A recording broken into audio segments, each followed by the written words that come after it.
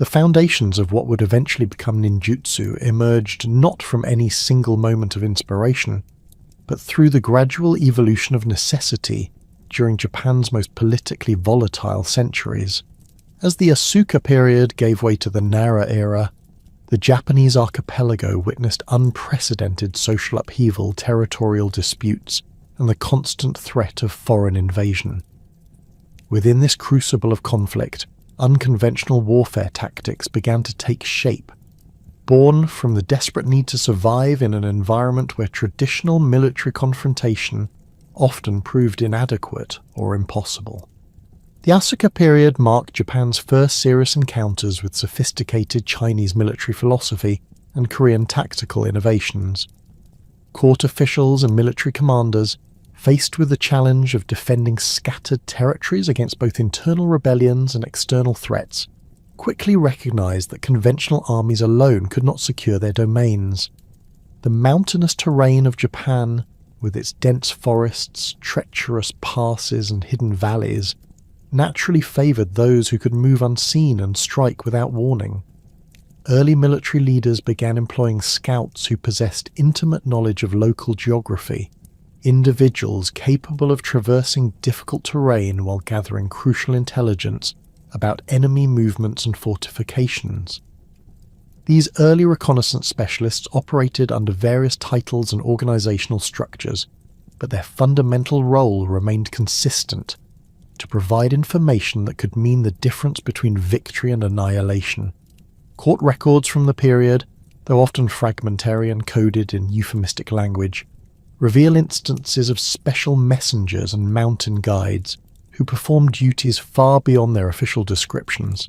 These individuals conducted surveillance of rival clans, infiltrated enemy camps to assess military strength, and occasionally engaged in sabotage operations designed to weaken opposition forces before conventional battles commenced. The influence of Chinese military philosophy during this formative period cannot be overstated.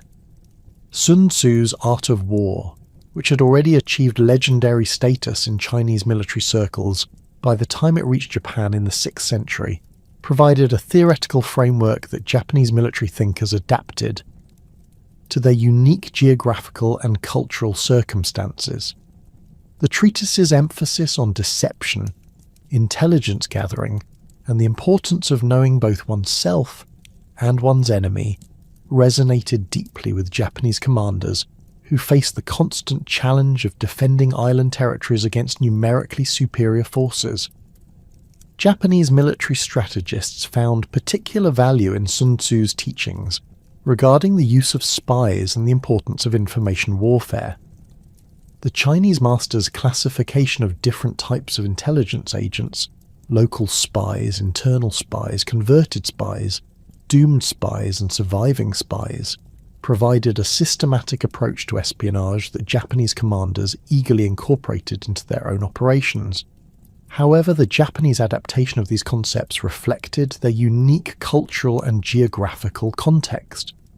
Where Chinese warfare often involved vast plains and massive armies, Japanese conflicts frequently occurred in mountainous regions where small groups of highly trained individuals could achieve strategic objectives impossible for larger forces. The Japanese interpretation of Sun Tzu's principles emphasized flexibility and adaptation to local conditions. Military commanders began training selected warriors in techniques that went far beyond conventional combat skills.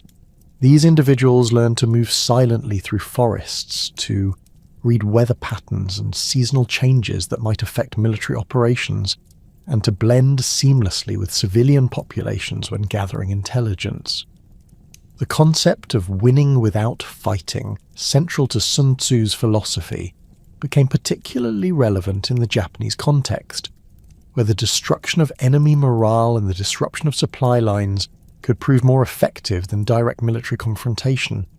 The Yamabushi, or mountain ascetics, played a crucial role in developing many of the skills that would later become fundamental to ninja training. These religious practitioners, who sought spiritual enlightenment through rigorous physical and mental discipline in Japan's most remote mountain regions, possessed unparalleled knowledge of wilderness survival and mountain terrain navigation. Their daily practices included extended periods of meditation in harsh weather conditions, fasting that tested the limits of physical endurance, and ritualistic exercises designed to develop extraordinary sensory awareness. The Yamabushi tradition emerged during the late Nara period as a synthesis of indigenous Shinto beliefs, Buddhist philosophy, and Taoist practices imported from China. These mountain ascetics established training centers in remote locations throughout Japan, particularly in the mountainous regions of Kumano, Yoshino, and the peaks surrounding Mount Fuji. Their training regimens were notoriously demanding, requiring practitioners to develop not only spiritual discipline, but also practical skills essential for survival in Japan's most challenging environments.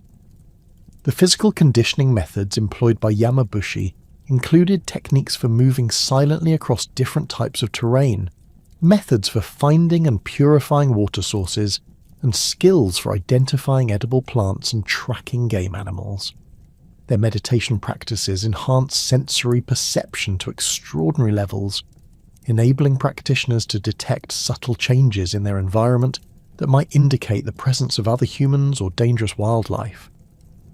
These ascetics also developed sophisticated systems of non-verbal communication, using hand signals and coded sounds that allowed for coordination during group activities without alerting potential observers.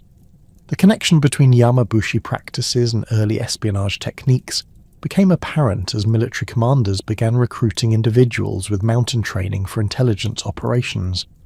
The ascetics' ability to traverse difficult terrain undetected, their knowledge of hidden paths and mountain refuges, and their capacity for extended periods of solitary operation made them invaluable assets for reconnaissance missions. Moreover, their religious status often provided them with legitimate reasons to travel between different territories, offering perfect cover for intelligence-gathering activities. The first documented instances of organized covert operations in Japanese history can be traced to Prince Shotoku's administration during the early 7th century. Shotoku, who served as regent for Emperor Suiko from 593 to 622 AD, faced the monumental challenge of consolidating imperial authority while managing complex relationships with powerful clan leaders and foreign diplomatic missions. His court records, preserved in various temple archives and official chronicles, contain numerous references to special investigators and confidential envoys whose activities clearly extended beyond conventional diplomatic or administrative functions. Prince Shotoku's intelligence network operated on multiple levels, incorporating both court officials and individuals recruited from outside the traditional aristocratic hierarchy. His agents conducted surveillance of potentially rebellious clan leaders, monitored the activities of foreign diplomatic missions, and gathered information about military preparations in rival territories. The prince's approach to intelligence gathering reflected his understanding of Chinese administrative practices, but adapted these concepts to the unique challenges of early Japanese governance. One particularly well-documented operation involved the investigation of the Soga clan's growing political influence during the late 6th century. Shotoku's agents infiltrated Soga household staff, established surveillance positions near key Soga properties, and developed a comprehensive understanding of the clan's political alliances and military capabilities. This intelligence proved crucial when political tensions between the imperial court and the Soga clan reached crisis levels, allowing Shotoku to anticipate Soga moves and develop effective countermeasures. The techniques employed by Shotoku's intelligence operatives demonstrated sophisticated understanding of both human psychology and practical espionage methods. Agents learned to adopt convincing cover identities, often posing as traveling merchants, religious pilgrims, or itinerant craftsmen. They developed skills in lockpicking, document copying, and the art of extracting information through casual conversation without arousing suspicion. The prince's intelligence organization also established safe houses and communication networks that allowed for the rapid transmission of sensitive information across considerable distances. The Genpei War, the climactic conflict between the Taira and Minamoto clans that ultimately established the Kamakura shogunate, marked a watershed moment in the development of unconventional warfare tactics in Japan. This prolonged struggle, fought across multiple theatres throughout the Japanese archipelago, created conditions that demanded innovative military approaches far beyond traditional battlefield confrontations. Both sides quickly recognized that victory would depend not only on the strength of their samurai warriors, but also on their ability to gather intelligence, disrupt enemy operations, and maintain secure communication lines across vast distances. The Minamoto clan, initially at a significant disadvantage due to the Taira's control of the imperial court and superior naval capabilities, proved particularly innovative in developing guerrilla warfare techniques.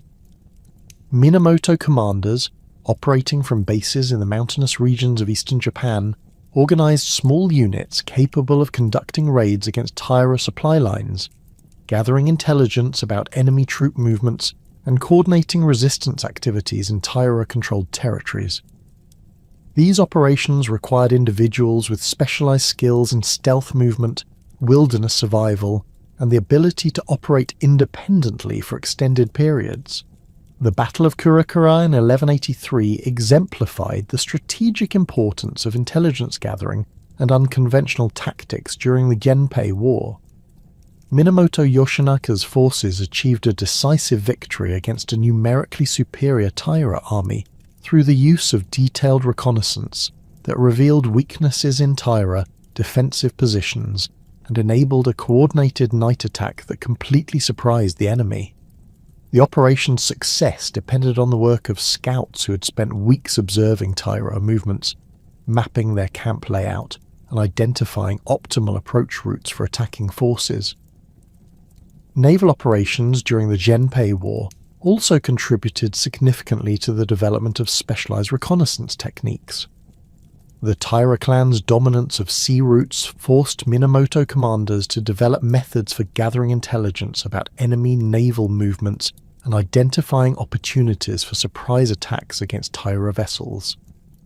This maritime intelligence gathering required individuals capable of operating small boats in dangerous waters, conducting surveillance from concealed coastal positions, and coordinating with land-based forces to maximize the effectiveness of combined operations. The siege warfare that characterized many Genpei war engagements further accelerated the development of infiltration and sabotage techniques. Both sides employed specialists capable of penetrating enemy fortifications to gather intelligence about defensive preparations, supply levels, and troop morale. These operations often involved individuals who could pose convincingly as merchants, craftsmen, or religious figures, allowing them to gain access to fortified positions without arousing suspicion. The psychological warfare aspects of Genpei war conflicts also contributed to the evolution of deception techniques that would later become central to ninja methodology. Military commanders discovered that spreading false information about troop strengths, battle plans, or political developments could prove as effective as direct military action in achieving strategic objectives. This realization led to the development of sophisticated disinformation campaigns that required agents capable of infiltrating enemy territories and disseminating carefully crafted, false intelligence through multiple channels. The period's military innovations extended beyond tactical considerations to encompass technological developments that enhanced the effectiveness of covert operations. Improvements in metalworking techniques produced lighter, more durable weapons suitable for stealth operations. Advances in textile production created clothing materials that provided better camouflage in various environments while maintaining the durability necessary for extended field operations. These technological improvements, combined with evolving tactical doctrines, established the foundation for the specialized equipment and techniques that would characterize later ninja operations. The social upheaval created by the Genpei War also contributed to the development of networks that would prove crucial for future covert operations. The conflict displaced thousands of individuals from their traditional social positions, creating a population of masterless samurai, dispossessed farmers, and displaced craftsmen who possessed valuable skills but lacked conventional means of support. Many of these individuals found employment in the intelligence and special operations networks established by various military commanders, bringing diverse expertise that enhanced the effectiveness of unconventional warfare capabilities. The geographic scope of the Genpei War, spanning virtually the entire Japanese archipelago, necessitated the development of communication systems capable of transmitting information rapidly across vast distances while maintaining security against enemy interception. This requirement led to innovations in coded messaging, the establishment of relay stations in remote locations, and the training of messengers capable of traversing difficult terrain under dangerous conditions. These communication networks represented early examples of the sophisticated logistical systems that would later support organized ninja operations. The establishment of Heian-kyo in 794 AD marked the beginning of an era that would fundamentally transform the nature of intelligence gathering and covert operations in Japan. Emperor Kamu's decision to relocate the imperial capital from Nara represented more than mere administrative reorganization. It signaled the emergence of a sophisticated political environment where survival depended as much on information and intrigue as on military prowess. The new capital's carefully planned layout, with its grid system of streets and clearly delineated districts for different social classes, created an environment where surveillance and counter-surveillance became essential tools for navigating the complex web of court politics. The Heian court's intelligence networks developed organically from the practical necessities of managing an increasingly complex governmental structure.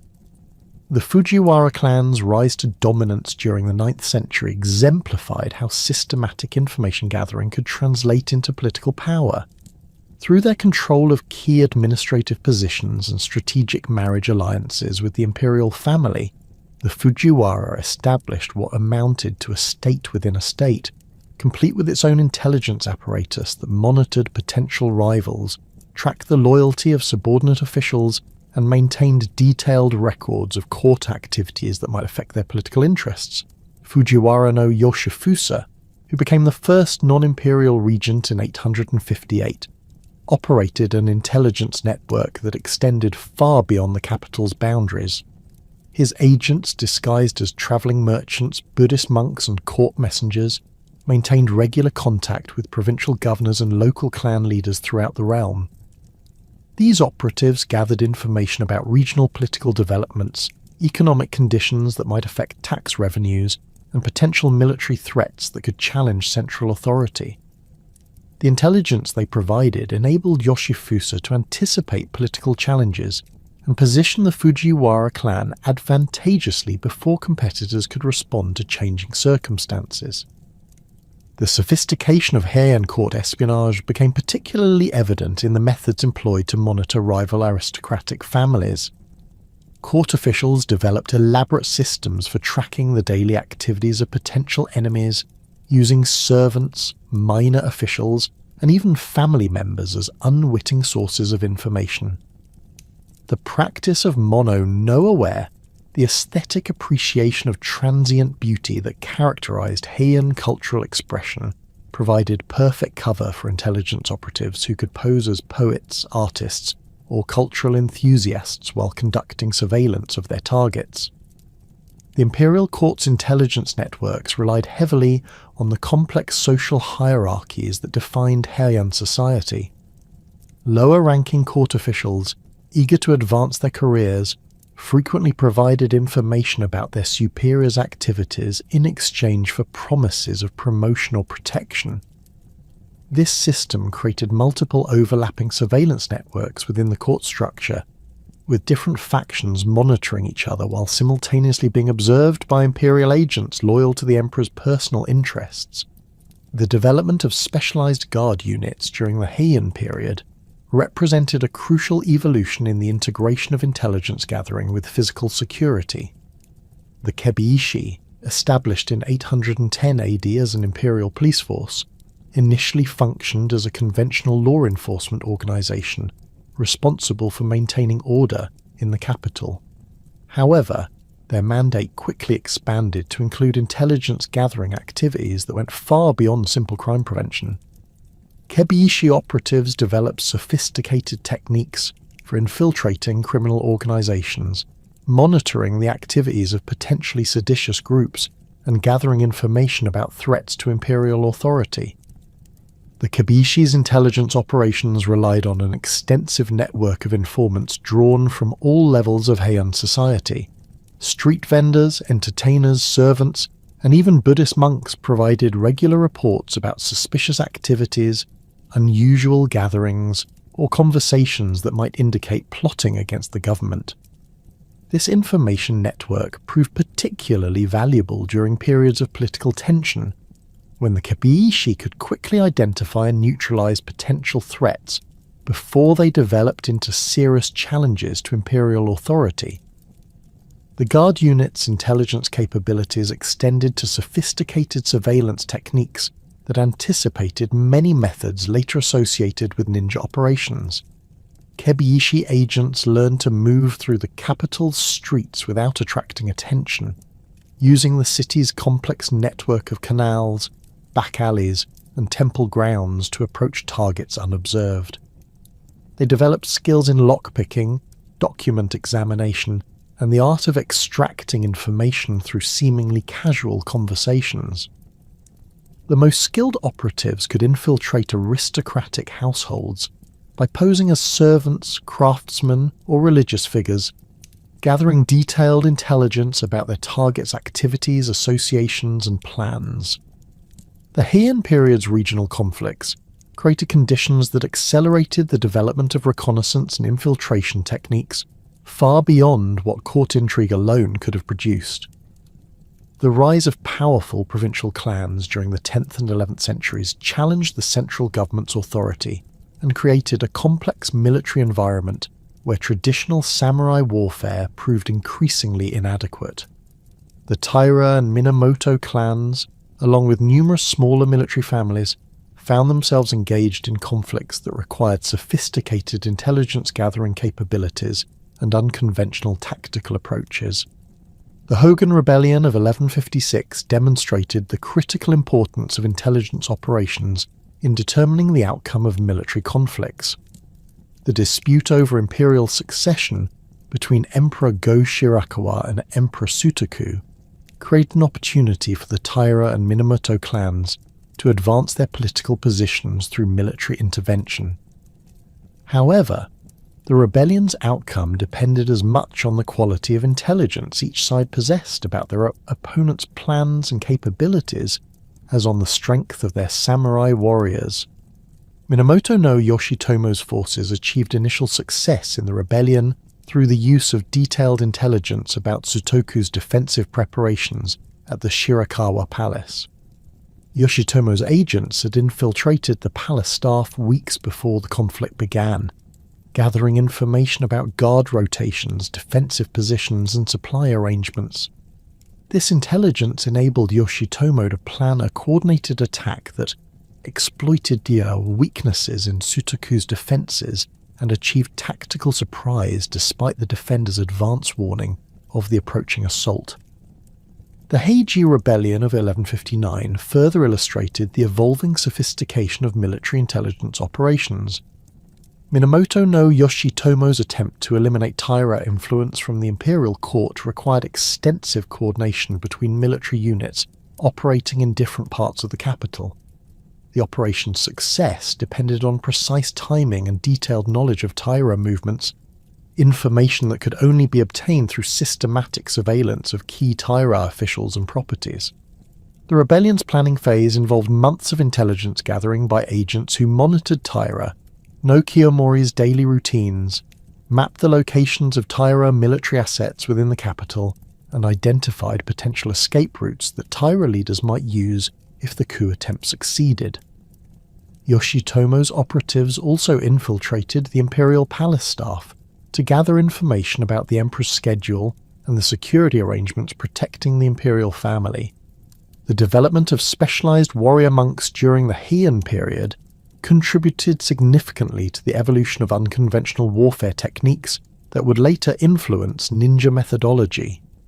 The Sohei emerged during the 10th century as monastic communities faced increasing pressure to defend their extensive landholdings against encroachment by secular authorities and rival religious institutions.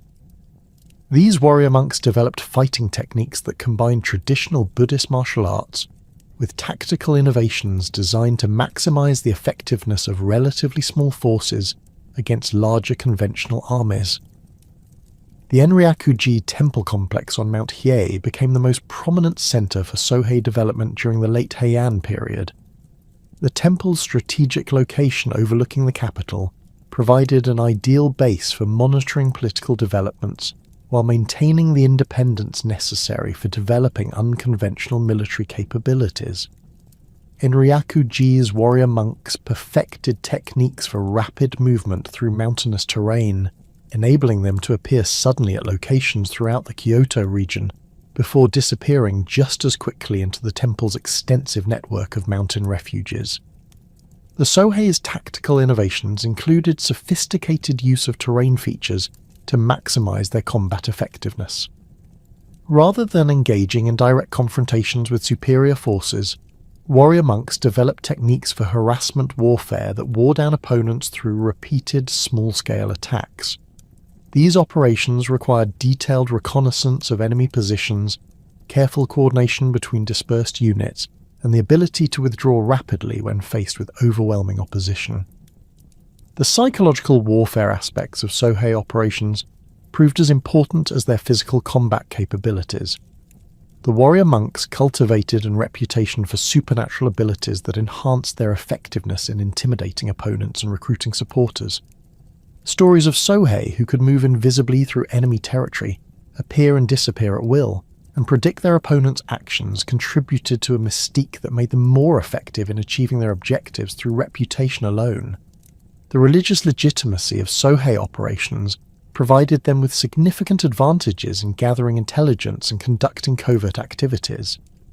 Buddhist monks enjoyed freedom of movement throughout Japan that secular agents could not match, allowing them to travel between different territories without arousing suspicion.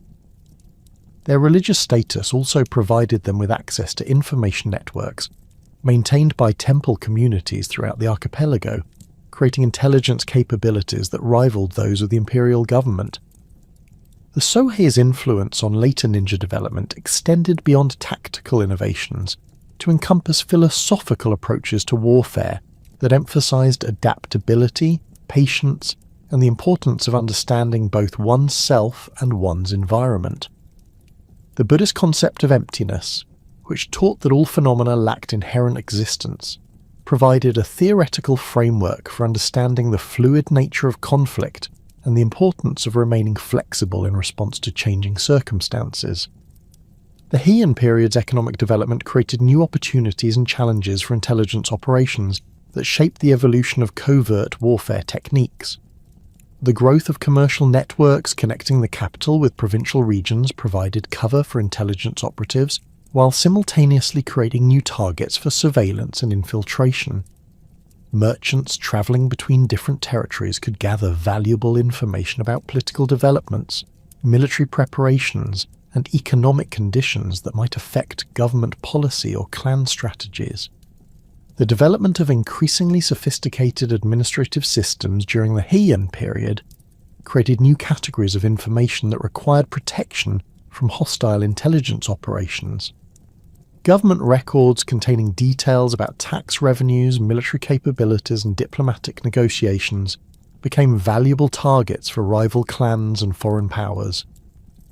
This situation necessitated the development of document security measures, including coded writing systems, secure storage facilities, and trusted courier networks for transmitting sensitive information. The Heian court's cultural emphasis on literary accomplishment and artistic refinement provided excellent cover for intelligence activities. Court officials who demonstrated exceptional skill in poetry, composition, calligraphy, or musical performance gained access to social circles where sensitive political information was frequently discussed. The practice of exchanging poems and letters among court members created numerous opportunities for gathering intelligence while simultaneously providing plausible explanations for maintaining extensive correspondence networks. The period's technological innovations contributed to the development of specialized equipment and techniques that enhanced the effectiveness of covert operations. Improvements in metallurgy produced tools and weapons better suited for stealth operations, while advances in textile production created clothing materials that provided superior camouflage capabilities. The development of more efficient transportation methods, including improved road networks and river navigation techniques, facilitated the rapid movement of intelligence operatives across considerable distances. The establishment of Minamoto no Yoritomo's military government at Kamakura in 1185 marked a fundamental transformation in how Japan organized and employed covert operations. Unlike the Heian court's reliance on aristocratic intrigue and informal intelligence networks, the new shogunate created systematic structures for espionage that reflected the practical, military mindset of warrior governance. Yoritomo understood that maintaining control over a geographically dispersed feudal system required constant vigilance and reliable information about potential threats, whether from discontented former enemies, ambitious vassals, or external dangers that might exploit internal weaknesses. The Genpei War had demonstrated conclusively that conventional military tactics alone could not guarantee victory in Japan's complex political and geographical environment. Both the Taira and Minamoto forces had employed extensive networks of scouts, infiltrators, and saboteurs throughout the conflict, but these operations remained largely improvised responses to immediate tactical needs, rather than components of comprehensive strategic planning. The war's lessons convinced Yoritomo that institutionalizing intelligence capabilities would prove essential for preventing future challenges to his authority, while maintaining effective governance over territories that stretched from the northern reaches of Honshu to the southern islands of Kyushu. The shogunate's intelligence apparatus developed through the systematic expansion of existing warrior band practices, rather than wholesale adoption of foreign models. Regional military leaders who had served effectively during the Genpei War brought their own networks of trusted operatives into the new governmental structure, creating a decentralized system that could adapt to local conditions while maintaining overall coordination through the Kamakura headquarters. This approach proved particularly effective because it preserved the personal loyalty relationships that formed the foundation of samurai military organization, while extending these bonds to encompass specialized non-combat roles. Yoritomo's establishment of the Shugo system created new opportunities and requirements for intelligence operations throughout Japan. These military governors, appointed to oversee provincial administration and maintain order in their assigned territories, needed detailed information about local political conditions, potential security threats, and the reliability of subordinate officials. The Shugo's responsibilities included monitoring the activities of former Taira supporters, who might attempt to organize resistance movements, tracking the movements of masterless samurai who could pose security risks, and maintaining surveillance of religious institutions that might harbor political dissidents. The practical implementation of Shugo intelligence operations required the development of networks that could operate effectively across diverse geographical and cultural environments.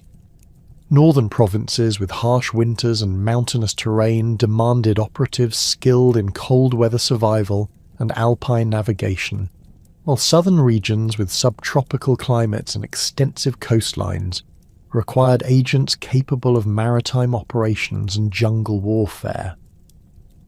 The shogunate's intelligence coordinators learned to match operative capabilities with regional requirements, while maintaining communication systems that could function reliably despite seasonal weather variations and geographical obstacles. The integration of former Taira intelligence assets into the Kamakura system presented both opportunities and challenges for the new government. Many experienced operatives who had served Taira interests during the Yenpei War possessed valuable skills and knowledge of existing networks, but their loyalty to the victorious Minamoto remained questionable. Yoritomo's administrators developed sophisticated vetting procedures for evaluating former enemies while creating incentive structures that encourage cooperation without compromising operational security. These efforts produced a hybrid intelligence capability that combined the best elements of both sides' wartime experiences while eliminating potential security vulnerabilities.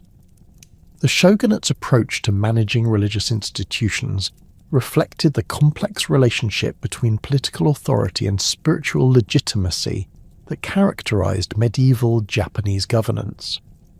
Buddhist temples and Shinto shrines controlled extensive landholdings and maintained their own military forces, creating potential centers of resistance to secular authority. However, these same institutions provided valuable intelligence gathering opportunities through their networks of traveling monks, pilgrimage routes, and connections with communities throughout Japan. Kamakura administrators learned to balance surveillance of potentially troublesome religious leaders with cultivation of cooperative relationships that enhance the government's information-gathering capabilities. The development of specialized courier systems during the early Kamakura period represented a crucial advancement in the shogunate's intelligence capabilities. The need to transmit sensitive information rapidly across Japan's challenging terrain required operatives who combined physical endurance with sophisticated knowledge of geography, weather patterns, and potential security threats. These messengers learned to utilize mountain paths, river systems, and coastal routes that remain passable during different seasons, while avoiding areas where hostile forces might intercept their communications. The Kamakura government's intelligence operations extended beyond domestic surveillance to encompass monitoring of foreign activities that might affect Japanese security interests. Chinese merchant vessels arriving at Japanese ports provided valuable information about political developments on the mainland, while Korean diplomatic missions offered insights into peninsular conflicts that could eventually involve Japan.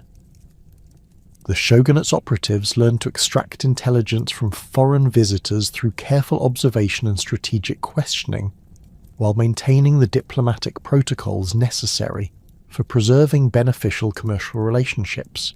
The first Mongol invasion of 1274 transformed Japanese approaches to intelligence gathering and unconventional warfare more dramatically than any previous external threat.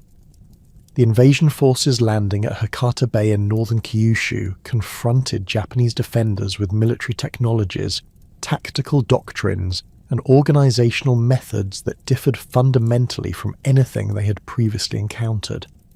The Mongols' use of coordinated cavalry charges, explosive projectiles, and massed archery formations required defensive responses that went far beyond traditional samurai combat techniques. Japanese commanders quickly recognized that defeating the Mongol threat would require detailed intelligence about enemy capabilities, intentions, and vulnerabilities that could only be obtained through systematic reconnaissance and infiltration operations. The invasion's initial phases demonstrated the inadequacy of conventional military intelligence methods when facing an opponent whose language, customs, and tactical approaches remained largely unknown to Japanese observers.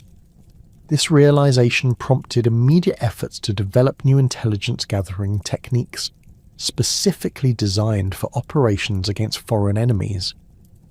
The brief duration of the 1274 invasion prevented extensive Japanese infiltration of Mongol positions, but defenders managed to gather crucial information about enemy equipment, organizational structure, and combat methods through careful observation during battle engagements and examination of abandoned equipment after the Mongol withdrawal. Japanese craftsmen studied captured Mongol weapons and armor to understand their construction techniques and identify potential weaknesses. while military commanders analysed enemy tactical formations to develop effective countermeasures for future encounters. The 7-year interval between the first and second Mongol invasions provided Japanese forces with unprecedented opportunities to prepare systematic intelligence operations designed to counter the expected return of enemy forces.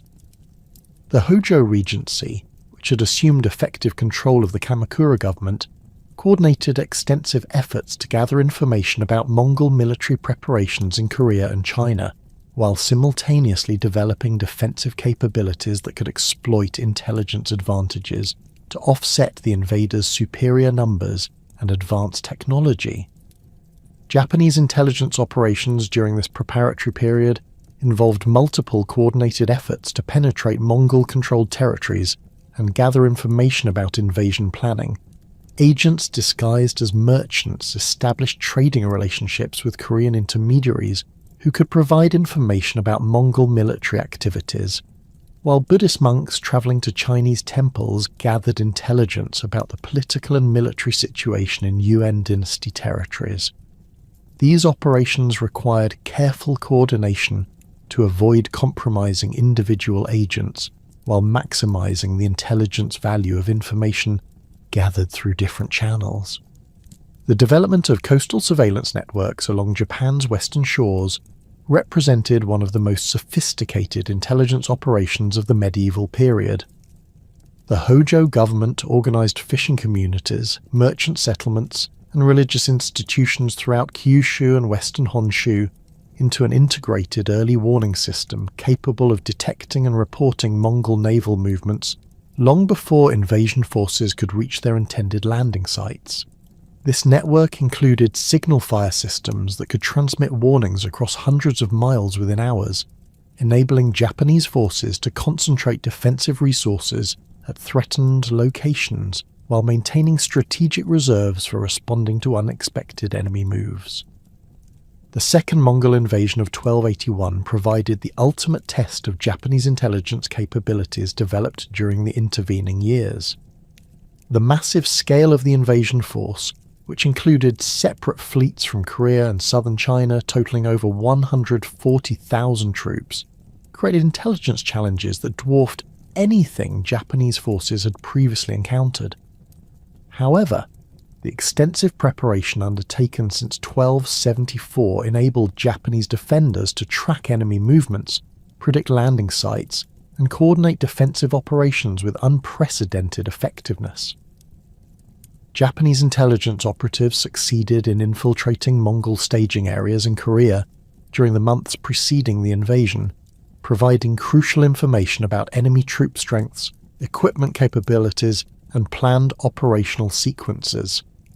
These agents reported details about the invasion force's organizational structure, including the integration of Chinese naval expertise with Mongol cavalry tactics and Korean logistical support. The intelligence gathered through these dangerous missions enabled Japanese commanders to develop defensive strategies specifically tailored to counter the multi-ethnic invasion force's diverse capabilities. The prolonged duration of the 1281 invasion created opportunities for Japanese operatives to conduct sabotage operations against Mongol positions that had been impossible during the brief 1274 campaign. Small teams of infiltrators succeeded in penetrating enemy camps to gather intelligence about troop dispositions, supply levels, and morale conditions, while occasionally conducting limited sabotage operations against equipment and supplies. These missions required operatives capable of moving undetected through heavily guarded areas, while maintaining the discipline necessary to avoid compromising larger intelligence objectives for immediate tactical gains. The psychological warfare aspects of Japanese resistance during the Mongol invasions contributed significantly to the development of deception techniques that would later become central to ninja methodology. Japanese defenders discovered that spreading false information about the size and capabilities of defensive forces could influence enemy decision-making processes, while carefully orchestrated displays of determination and supernatural protection could affect Mongol troop morale. These psychological operations required agents capable of infiltrating enemy territories to disseminate disinformation while maintaining credible cover identities that would not arouse suspicion. The Mongol invasion's ultimate failure due to typhoon destruction of the invasion fleets provided Japanese forces with unprecedented opportunities to study enemy equipment, documents, and organizational methods. The systematic examination of wrecked vessels, abandoned equipment, and captured personnel yielded valuable intelligence about Mongol military capabilities that informed Japanese defensive planning for potential future threats. This intelligence-gathering effort represented one of the most comprehensive military technology assessments undertaken in medieval Japan, producing insights that influenced Japanese military development for generations. The political fragmentation that characterized the late Kamakura period created new opportunities for specialized covert operatives, while simultaneously increasing the demand for their services. The Hojo Regency's gradual loss of effective control over provincial territories enabled regional warrior bands to develop independent military capabilities that often included sophisticated intelligence operations. These decentralized power structures created a competitive environment where military leaders needed reliable information about rival forces' capabilities and intentions to survive in an increasingly unstable political landscape. The rise of the Ashikaga family and other ambitious warrior clans during the early 14th century accelerated the development of professional intelligence networks that operated independently of central government oversight. These organizations recruited operatives from diverse social backgrounds, including masterless samurai seeking employment, displaced farmers with local geographical knowledge, and skilled craftsmen whose trades provided cover for surveillance activities. The competitive nature of this environment encouraged innovation in intelligence-gathering techniques, while creating opportunities for the most capable operatives to advance their careers through demonstrated effectiveness. The economic disruptions that accompanied the Kamakura period's political instability contributed to the emergence of intelligence networks that operated on commercial principles rather than traditional feudal loyalty relationships. Professional operatives began offering their services to the highest bidder, creating market-based intelligence capabilities that could adapt rapidly to changing political conditions. This commercialization of espionage services encouraged the development of specialized skills and equipment while establishing professional standards that enhanced operational effectiveness. Regional conflicts during the late Kamakura period provided extensive practical experience for operatives learning to conduct intelligence operations in diverse geographical and political environments. The complex alliances and shifting loyalties that characterized these conflicts required agents capable of adapting quickly to changing circumstances while maintaining operational security despite constantly evolving threat environments. These experiences produced a generation of intelligence professionals whose skills would prove crucial during the subsequent Muromachi period's even more complex political struggles. The collapse of the Kamakura shogunate in 1333 created a political vacuum that would fundamentally transform the nature of covert operations in Japan. As Emperor Go-Daigo's Kenmu restoration crumbled within 3 years and Ashikaga Takauji established his rival government in Kyoto, the resulting chaos of the Nanboku Cho period shattered the centralized intelligence networks that had served the Hojo Regency. Regional power centers emerged throughout Japan, each requiring sophisticated information gathering capabilities to survive in an environment where today's ally could become tomorrow's enemy. Within this crucible of political fragmentation, 2 provinces would rise to dominate the shadowy world of professional espionage, IGA and Koga. The geographical advantages of IGA province, nestled in the mountainous heart of central Honshu, became apparent as political authority fractured along regional lines. Surrounded by peaks that rose over 1,000 meters above sea level and connected to the outside world through only a handful of easily defended mountain passes, IGA offered natural protection that made it virtually impregnable to conventional military assault. The Suzuka Mountains to the north, the Kasagi Hills to the west, and the Yamato Plateau to the south created a natural fortress that could shelter entire populations during times of conflict, while providing countless hidden valleys where training camps and supply depots could operate without detection. The province's internal geography proved equally conducive to the development of unconventional warfare capabilities. Dense forests of Japanese cedar and cypress provided excellent cover for movement training, while the region's numerous streams and rivers offered opportunities to practice water-based infiltration techniques. The varied terrain, ranging from steep mountain slopes to gentle agricultural valleys, created ideal conditions for developing the diverse skill sets required for operations in different environments.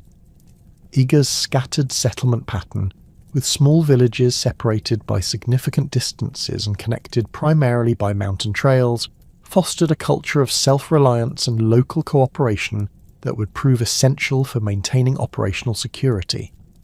Koga Province, located in the fertile plains south of Lake Biwa, offered different but equally valuable advantages for covert operations. The province's position along the Tokaido, the major highway connecting Kyoto with the eastern provinces, provided unparalleled opportunities for intelligence gathering as travelers, merchants, and official messengers passed through the region, carrying information about political developments throughout Japan. The proximity to Kyoto, less than 50 kilometers to the southwest, enabled Koga operatives to maintain detailed surveillance of court activities while retreating to secure bases when their missions were complete. The agricultural prosperity of Koga's lake-adjacent plains provided economic resources that supported larger populations than Iga's mountainous terrain could sustain. This demographic advantage enabled Koga clans to maintain more extensive networks of operatives, while developing specialized roles that required full-time dedication rather than seasonal availability. The province's numerous rivers and canals, originally constructed for irrigation and transportation, created natural training grounds for developing aquatic infiltration skills, while providing concealed routes for moving between different operational areas. The strategic location of both provinces between the power centers of Kyoto, Nara, and the emerging military strongholds of eastern Japan placed their inhabitants at the crossroads of political intelligence. Major military campaigns invariably passed through or near these territories, providing residents with advance warning of troop movements while creating opportunities to gather detailed information about the capabilities and intentions of competing factions. This geographical positioning enabled IGA and Koga clans to develop comprehensive understanding of the broader political landscape that informed their operational planning and client relationships. The development of the Iga-ryu School of Ninjutsu reflected the unique environmental and social conditions of its mountainous homeland. The school's foundational philosophy emphasized adaptation to natural surroundings, drawing inspiration from the Shugendo practices of Yamabushi, who had long used Iga's peaks for spiritual training. Iga-ryu practitioners learned to move through mountain terrain with supernatural stealth, utilizing knowledge of seasonal weather patterns, animal behavior, and plant growth cycles to avoid detection while conducting surveillance or infiltration missions. The physical conditioning methods employed by Ige-ryu schools pushed human endurance to extraordinary limits. Trainees spent months living in mountain caves with minimal supplies, developing the mental discipline necessary for extended solitary operations while learning to survive on foraged food and natural water sources. These exercises built not only physical resilience, but also the psychological toughness required for maintaining operational security under extreme stress. The harsh mountain environment naturally eliminated candidates who lacked the dedication necessary for professional covert operations, ensuring that only the most capable individuals advanced to active operational roles. Iga-ryu combat techniques reflected the school's emphasis on evasion and survival, rather than direct confrontation. Students learn to use terrain features as weapons, employing knowledge of cliff faces, loose rocks, and unstable ground to neutralize pursuing enemies without engaging in conventional combat. The school's weapons training focused on tools that could serve multiple purposes, such as the kunai, which functioned equally well as a digging implement, climbing aid, or throwing weapon depending on operational requirements. The intelligence-gathering methods developed by Iga Ryu practitioners demonstrated sophisticated understanding of human psychology and social dynamics. Operatives learned to adopt convincing personas drawn from all levels of society, from travelling merchants and itinerant monks to skilled craftsmen and court entertainers. Each cover identity required detailed knowledge of appropriate speech patterns, professional skills, and cultural references that would withstand scrutiny from suspicious observers. The school's training programs included extensive instruction in regional dialects, occupational terminology, and social customs that enabled operatives to blend seamlessly into diverse environments. The Koga Ryu School developed along different lines, reflecting the more cosmopolitan environment of its Lake Plain homeland. Where Iga Ryu emphasized individual self-reliance and mountain survival skills, Koga Ryu focused on urban operations and the manipulation of complex social networks. The school's proximity to major population centers provided extensive opportunities for practicing infiltration techniques in real-world environments. While the constant flow of travelers through this region offered countless opportunities to study different social types and refine cover identities. Koga Ryu training methods emphasize psychological manipulation and information extraction techniques that prove particularly effective in urban environments. Students learned to conduct seemingly casual conversations that elicited valuable intelligence without arousing suspicion, while developing the memory skills necessary to retain detailed information gathered through multiple sources over extended periods. The school's curriculum included instruction in document analysis, code breaking, and the creation of invisible inks and secret writing techniques that enabled secure communication between operatives and their handlers. The technological innovations developed by Koga Ryu practitioners reflected their focus on urban operations and close quarters work. The school's weaponsmiths created specialized tools for lockpicking, wall climbing, and silent entry that demonstrated remarkable engineering sophistication.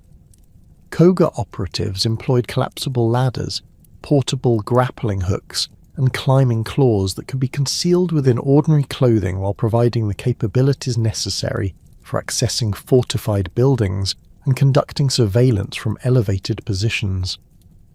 The philosophical differences between Iga Ryu and Koga Ryu approaches to ninjutsu reflected broader cultural distinctions between mountain and plain societies. Iga Ryu emphasized the importance of harmony with natural forces, teaching students to read weather patterns, animal behavior, and seasonal changes as sources of tactical advantage. Practitioners learned to view themselves as elements within larger natural systems, adapting their operations to work with rather than against environmental conditions. This philosophy produced operatives who could remain concealed in wilderness areas for extended periods while maintaining the patience necessary for long-term surveillance missions. Koga Ryu philosophy focused on understanding and manipulating human systems rather than natural ones. The school taught that successful operations depended on comprehensive knowledge of social hierarchies, political relationships, and economic networks that defined urban environments. Students learned to identify key individuals within target organizations while developing strategies for approaching these figures through intermediaries who could provide access without compromising operational security. This approach produced operatives who excelled at penetrating complex organizational structures and extracting information from unwilling sources. The clan structures that emerged in both IGA and Koga provinces during the 14th century reflected the unique demands of professional covert operations. Unlike traditional samurai families organized around military service and land ownership, ninja clans developed organizational models that prioritized operational security, specialized skill development, and flexible response to changing client requirements. These structures combined elements of family loyalty with professional competence, creating organizations capable of maintaining continuity across generations while adapting to evolving operational environments. The Hattori clan's rise to prominence within IGA province demonstrated how traditional warrior families could successfully transition to specialized covert operations. The family's origins traced back to immigrant settlers from the Korean peninsula who had established themselves in IGA during the 8th century, bringing metallurgical skills that proved valuable for weapons production. By the 14th century, the Hattori had developed these technical capabilities into comprehensive support for covert operations, maintaining workshops that produced specialized equipment while training family members in the skills necessary for field operations. Hattori clan organization reflected careful balance between security requirements and operational effectiveness. The family maintained strict compartmentalization between different operational units, ensuring that the compromise of individual operatives could not expose broader network activities. Senior clan members oversaw strategic planning and client relationships while delegating tactical operations to specialized teams whose members often remained unknown to each other except during specific missions. This organizational structure enabled the Hattori to maintain multiple simultaneous operations without compromising overall security, even when individual missions encountered difficulties. The clan's economic foundation rested on legitimate businesses that provided cover for covert activities while generating revenue to support operational expenses. Hattori enterprises included metalworking shops that produced agricultural tools and household implements alongside specialized ninja equipment, trading operations that moved goods between different provinces while gathering intelligence about political and economic conditions, and transportation services that provided legitimate reasons for clan members to travel extensively throughout central Japan. The Momochi clan developed different organizational approaches that reflected their focus on information gathering and analysis, rather than direct action operations. The family established themselves as hereditary administrators for several IGA temples, positions that provided access to extensive networks of religious institutions throughout Japan while offering legitimate cover for intelligence activities. Momochi operatives could travel freely between different provinces under religious auspices, gathering information about political developments while maintaining the social status necessary for accessing high-level sources. Momochi intelligence operations emphasize long-term strategic analysis over immediate tactical intelligence. The clan maintained detailed records of political relationships, economic trends, and military capabilities throughout Japan, creating comprehensive databases that enabled them to provide clients with sophisticated assessments of future developments, rather than simply current information. This analytical capability proved particularly valuable during periods of rapid political change, when traditional intelligence sources became unreliable and decision-makers required insights into probable future scenarios. The clan's training programs reflected their analytical focus, emphasizing education in classical literature, political philosophy, and economic theory, alongside traditional martial skills. Momochi operatives learned to function effectively in scholarly environments, conducting research in temple libraries and engaging in intellectual discussions that provided cover for intelligence-gathering activities. The clan's members often achieved genuine expertise in their cover professions, enhancing their credibility while developing professional networks that proved valuable for operational purposes. The Fujibayashi clan's organizational model combined elements of both Hattori and Momochi approaches while developing unique capabilities that reflected their geographical position near the border between IGA and Yamato provinces. The family's territory included several strategic mountain passes that controlled access between different regions, enabling them to monitor troop movements while collecting intelligence from travelers passing through their domain. This geographical advantage enabled the Fujibayashi to develop specialized expertise in tactical intelligence and battlefield reconnaissance. Fujibayashi operational methods emphasize rapid response capabilities that could provide clients with time-sensitive intelligence about enemy movements and intentions. The clan maintained networks of observation posts throughout the mountainous border regions, staffed by operatives capable of transmitting information quickly across considerable distances using signal fires, coded messages, and relay systems. These capabilities proved particularly valuable during military campaigns, when commanders required immediate intelligence about enemy positions and movements to make tactical decisions. The clan's training programs focused on developing operatives capable of functioning effectively in high-stress combat environments while maintaining the discipline necessary for accurate intelligence gathering. Fujibayashi operatives learned to conduct reconnaissance missions in close proximity to enemy forces, gathering detailed information about troop strengths, equipment capabilities, and defensive positions without compromising their own security. These skills required exceptional physical conditioning, advanced stealth techniques, and the psychological resilience necessary for operating under extreme danger.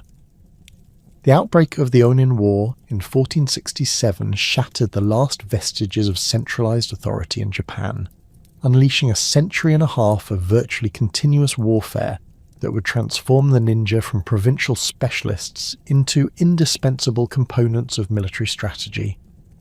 As the Ashikaga shogunate's power crumbled, and regional daimyo carved out independent domains through force of arms, the demand for intelligence services exploded beyond anything previously experienced in Japanese history.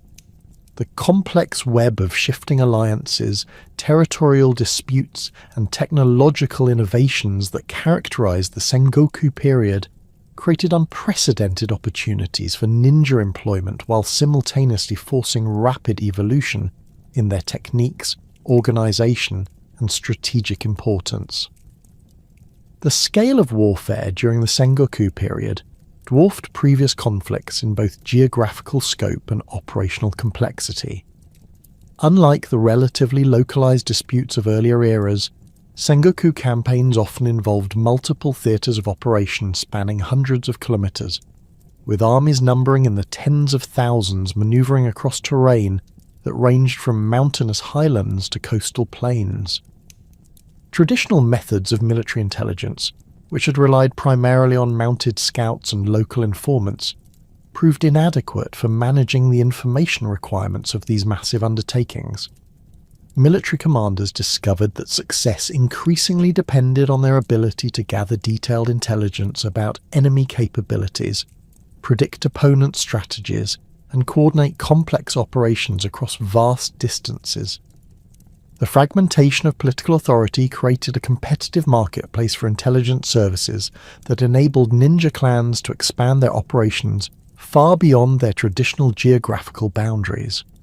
Where previous generations had served primarily regional lords with established territorial bases, Sengoku-era ninja found themselves employed by ambitious commanders who required intelligence about enemies located hundreds of kilometers away. This expansion of operational scope demanded new organizational structures, communication systems, and training methods that could support extended campaigns in unfamiliar territories while maintaining the security standards essential for covert operations. Oda Nobunaga's rise to prominence during the 1550s demonstrated how systematic employment of ninja capabilities could provide decisive advantages in the chaotic military environment of the Sengoku period. Nobunaga's early campaigns in Owari province revealed his intuitive understanding of intelligence warfare's strategic importance, as he consistently demonstrated superior knowledge of enemy positions, capabilities, and intentions compared to his opponents. His victory at the Battle of Okahazama in 1560, where his forces achieved complete tactical surprise, against Imagawa Yoshimoto's vastly superior army exemplified the combat advantages that effective intelligence operations could provide when properly integrated with conventional military planning. The Okazama campaign showcased ninja capabilities that had evolved considerably from their medieval predecessors. Nobunaga's intelligence operatives spent weeks infiltrating Imagawa-controlled territories, gathering detailed information about troop movements, supply arrangements, and command structures while maintaining cover identities that enabled them to operate in close proximity to enemy forces. These agents provided Nobunaga with comprehensive understanding of Imagawa Yoshimoto's route of march, the timing of his movements, and the disposition of his forces that enabled the surprise attack on the Imagawa headquarters during a moment of maximum vulnerability. The intelligence preparation for Okazama involved sophisticated coordination between multiple operational elements that demonstrated the increasing professionalization of ninja organizations. Reconnaissance teams mapped potential approach routes while identifying defensive positions that could threaten attacking forces. Communications specialists established relay systems that enabled rapid transmission of time-sensitive information about enemy movements. Infiltration experts penetrated Imagawa camps to gather intelligence about troop morale, supply levels, and command relationships that influenced tactical planning. This systematic approach to intelligence gathering represented a significant evolution from the improvised operations of earlier periods. Nobunaga's expansion throughout central Japan during the 1560s and 1570s relied heavily on intelligence networks that provided him with strategic advantages over opponents who continued to employ traditional military methods. His campaigns against the Asai and Asakura clans demonstrated how comprehensive intelligence preparation could enable smaller forces to achieve victory against numerically superior enemies through superior positioning and tactical coordination. The siege of Odani Castle in 1573 illustrated Nobunaga's systematic approach to intelligence warfare, as his operatives gathered detailed information about the fortress's defensive capabilities, supply arrangements, and garrison morale that informed both siege tactics and psychological warfare operations. The complexity of Nobunaga's intelligence requirements during his later campaigns necessitated the development of specialized operational capabilities that went far beyond traditional reconnaissance activities. His forces required detailed maps of unfamiliar territories, accurate assessments of local political loyalties, and comprehensive understanding of regional economic resources that could support military operations. These information needs demanded operatives capable of conducting extended research projects while maintaining operational security in hostile environments. Nobunaga's intelligence organizations developed systematic methods for gathering, analyzing, and disseminating information that anticipated modern military intelligence practices by several centuries. The technological innovations that characterized Sengoku warfare created new challenges and opportunities for ninja operations that forced rapid adaptation of traditional techniques. The introduction of Portuguese firearms during the 1540s revolutionized Japanese military tactics while creating new requirements for intelligence gathering about enemy weapons capabilities, ammunition supplies, and tactical doctrines. Ninja operatives learned to assess the effectiveness of different firearm types, identify weaknesses in enemy formations equipped with these weapons, and develop countermeasures that could neutralize technological advantages through superior tactics and positioning. The proliferation of firearms throughout Japan during the late 16th century required ninja organizations to develop new infiltration techniques that could overcome enhanced defensive capabilities. Traditional approaches to castle infiltration, which had relied primarily on scaling walls and exploiting architectural weaknesses, proved less effective against fortifications equipped with firearms and defended by troops trained in their use.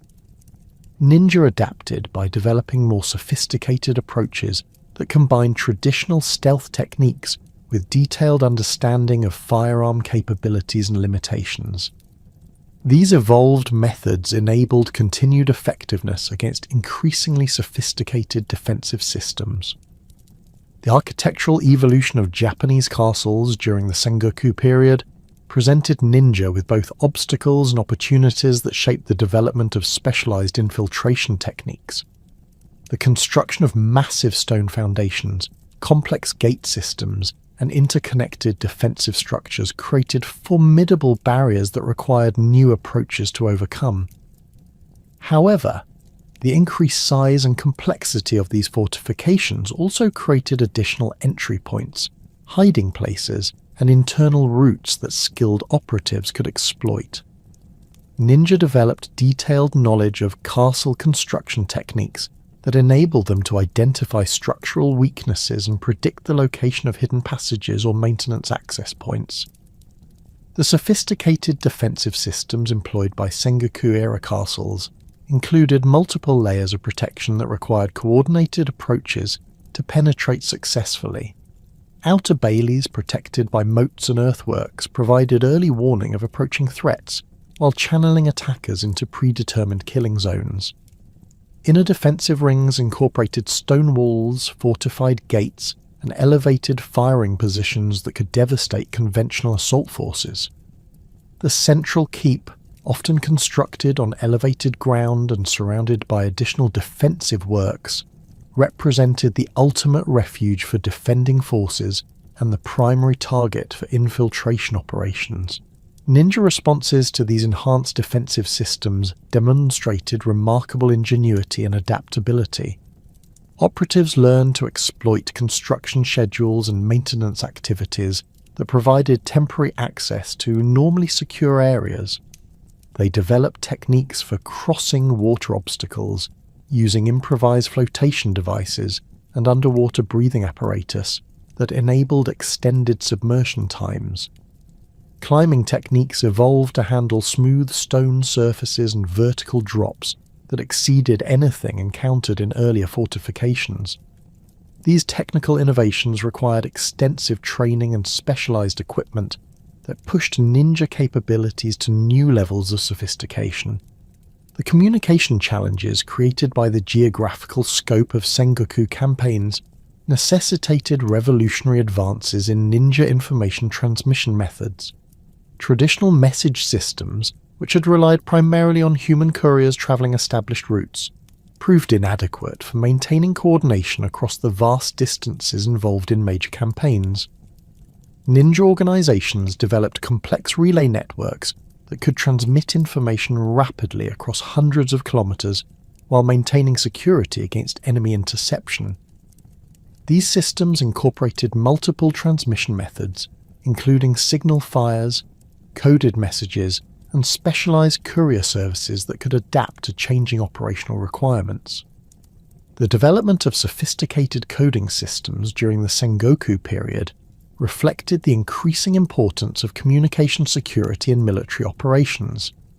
As intelligence networks expanded and the consequences of compromised communications became more severe, ninja organizations invested considerable resources in developing encryption methods that could protect sensitive information from enemy analysis. These systems range from simple substitution ciphers that could be memorized by field operatives to complex polyalphabetic codes that required specialized training to implement effectively. The most sophisticated coding systems incorporated multiple layers of encryption that could maintain security, even if individual elements were compromised. Takeda Shingen's employment of ninja capabilities during his campaigns in central Japan demonstrated alternative approaches to intelligence warfare that emphasized different operational priorities than Nobunaga's methods.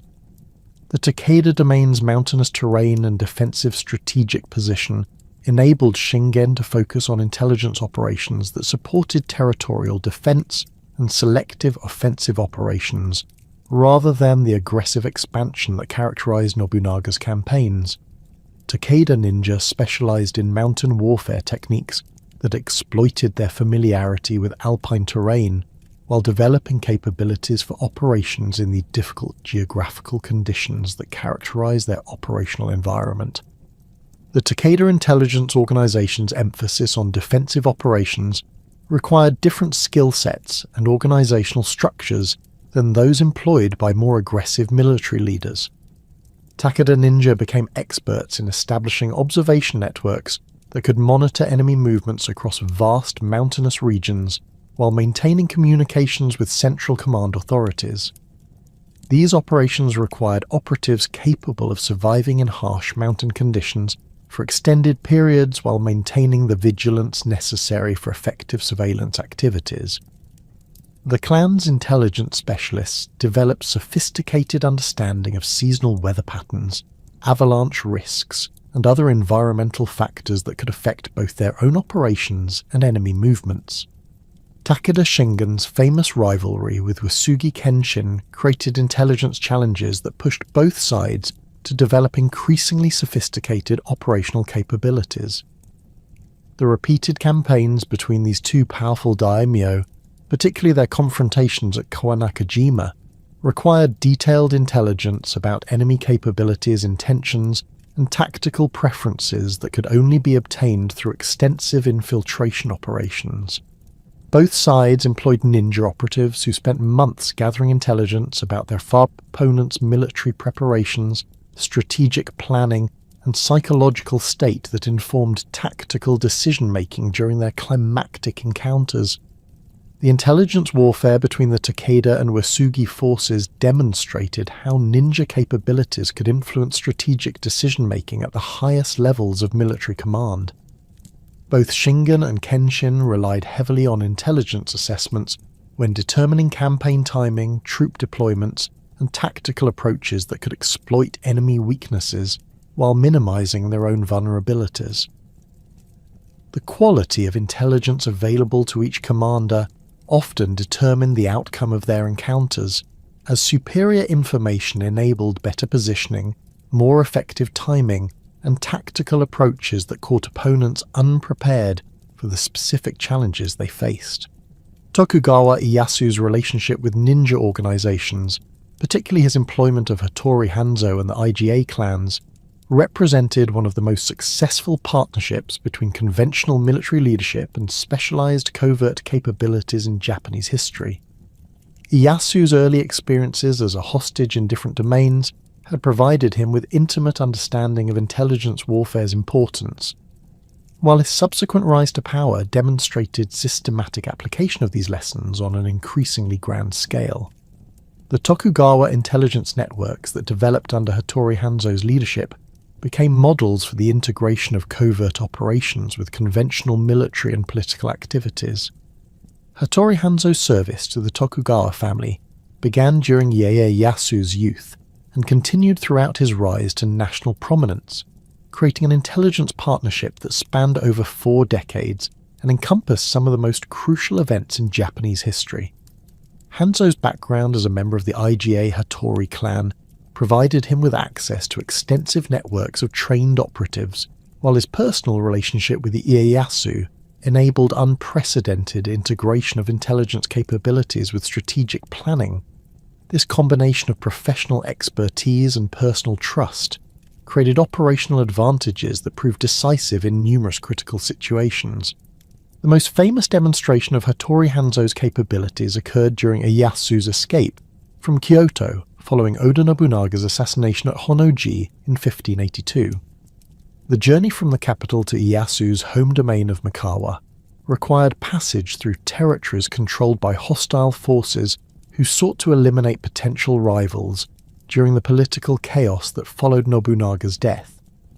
Hanzo's operatives had prepared multiple escape routes and established safe houses that enabled Ieyasu to reach safety despite intense pursuit by enemies who controlled most of the obvious travel routes between Kyoto and Mikawa. The logistical complexity of Ieyasu's escape operation demonstrated the sophisticated support capabilities that ninja organizations had developed by the late 16th century.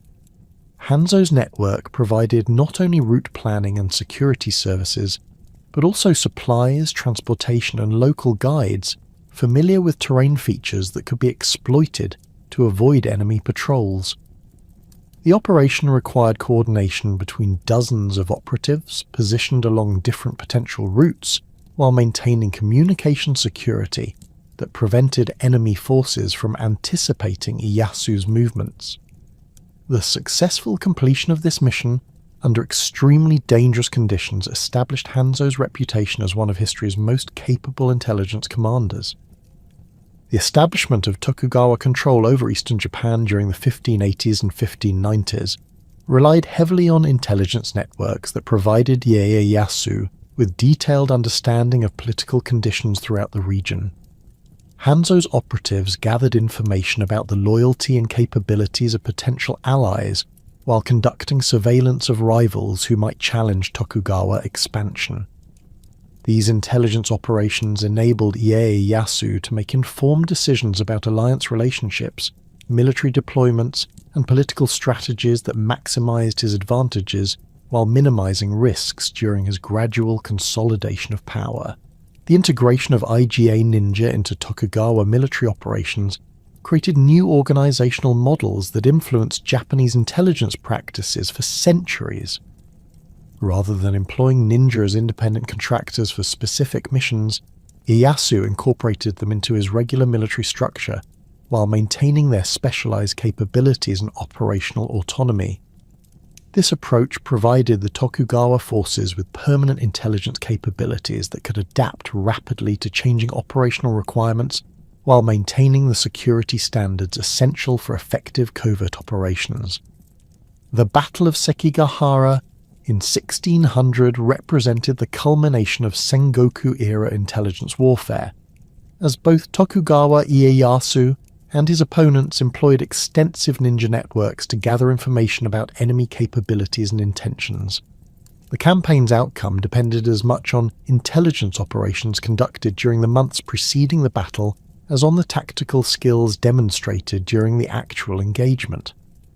Both sides invested enormous resources in gathering information about their opponents' political alliances, military preparations, and strategic intentions that would influence the battle's outcome.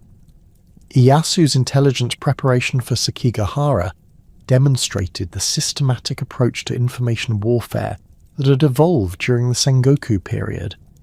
His operatives conducted comprehensive assessments of potential opponents' military capabilities while simultaneously working to influence political loyalties through carefully orchestrated disinformation campaigns. The intelligence gathered through these operations enabled Ieyasu to position his forces advantageously while predicting the behavior of key commanders whose decisions would determine the battle's outcome.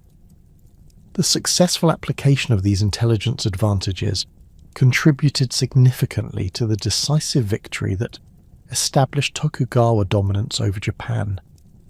The systematic destruction of IGA province between 1579 and 1581 represented Oda Nobunaga's most ruthless application of total warfare principles, demonstrating his understanding that the ninja strongholds posed a fundamental threat to his vision of unified Japan under centralized military control. Unlike his campaigns against conventional daimyo, which typically ended with negotiated surrenders and integration of defeated territories into his expanding domain, Nobunaga's approach to IGA reflected his recognition that the province's decentralized clan structure and professional covert capabilities could never be safely incorporated into a hierarchical military system. The independent ninja communities represented an alternative model of political organization that challenged the very foundations of his authoritarian state-building project. Nobunaga's initial encounters with IGA resistance had occurred sporadically throughout the 1570s as his forces expanded into central Japan, but these early conflicts failed to prepare him for the sophisticated defensive capabilities that the province's inhabitants could deploy when facing existential threats. Traditional military intelligence had characterized IGA as a collection of minor clans controlling mountainous territory of limited strategic value, populated by farmers and craftsmen who occasionally provided services to neighboring daimyo. This assessment proved catastrophically inadequate when Nobunaga's advance forces encountered coordinated resistance that demonstrated professional military capabilities far exceeding anything expected from provincial irregulars. The catalyst for systematic military action against IGA emerged from Nobunaga's broader strategic concerns about maintaining secure communications and supply lines between his expanding territories. The province's position astride crucial mountain passes connecting his domains in Owari and Mino with newly conquered territories in the Kinai region made Iga's continued independence increasingly problematic as his military operations expanded in scope and complexity. Intelligence reports describing sophisticated surveillance networks operating throughout the region convinced Nobunaga that Iga's inhabitants possessed detailed knowledge of his military movements and strategic planning that could prove devastating if shared with his enemies. The political implications of Iga's independence extended beyond immediate military concerns to encompass fundamental questions about the nature of authority in Nobunaga's emerging state system. The province's clan-based governance structure, which distributed decision-making power among multiple family leaders rather than concentrating it in a single hierarchical command system, represented a direct challenge to Nobunaga's vision of centralized control. The ninja clan's demonstrated ability to coordinate complex operations across clan boundaries without formal governmental oversight suggested alternative organizational models that could inspire resistance movements in other territories under Nobunaga's control. Nobunaga's intelligence assessments of Iga's defensive capabilities revealed sophisticated preparation that had been developing for decades in anticipation of the eventual confrontation with expanding central authority. The province's inhabitants had constructed extensive networks of hidden fortifications, supply depots and communication systems that could support prolonged resistance against conventional military forces. These preparations included carefully camouflaged observation posts positioned to monitor all major approach routes, underground storage facilities containing weapons and provisions sufficient for extended campaigns, and signal systems capable of coordinating defensive responses across the entire province within hours of detecting enemy movements. The first major military operation against IGA in 1579 demonstrated both the effectiveness of the province's defensive preparations and the inadequacy of conventional military approaches for dealing with guerrilla resistance. Nobunaga's initial assault force, commanded by his son Nobukatsu, advanced into IGA expecting to encounter traditional castle-based defences that could be reduced through siege warfare and direct assault. Instead, the invading forces found themselves operating in hostile territory, where every village concealed potential ambush sites, supply lines faced constant harassment, and enemy forces appeared and disappeared with supernatural effectiveness. The mountainous terrain that defined Iga's geography provided natural advantages that the province's inhabitants had spent generations learning to exploit for defensive purposes. Narrow valleys channeled advancing forces into predetermined killing zones, where small numbers of defenders could inflict devastating casualties on much larger conventional armies. Dense forests provided concealment for defensive positions, while offering multiple escape routes that enabled defenders to withdraw before superior enemy forces could bring their numerical advantages to bear. The region's numerous streams and rivers created natural obstacles that could be defended by minimal forces while forcing attackers to expose themselves during crossing attempts. Iga's defensive strategy emphasized mobility and deception over static fortification, reflecting decades of tactical evolution designed specifically to counter the advantages enjoyed by conventional military forces. Rather than concentrating their forces in traditional castles that could be besieged and reduced through conventional methods, IGA defenders distributed their strength throughout the province's terrain in small, highly mobile units capable of conducting independent operations while maintaining coordination through sophisticated communication networks.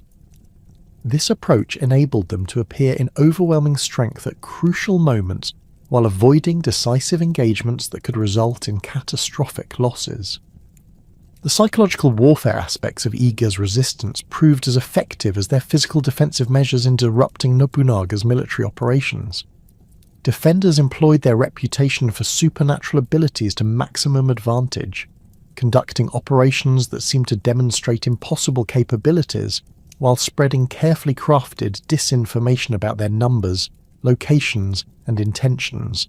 Enemy forces found themselves operating in an environment where normal military intelligence methods proved unreliable, as local populations provided misleading information, while genuine intelligence sources remained undetectable until they struck without warning.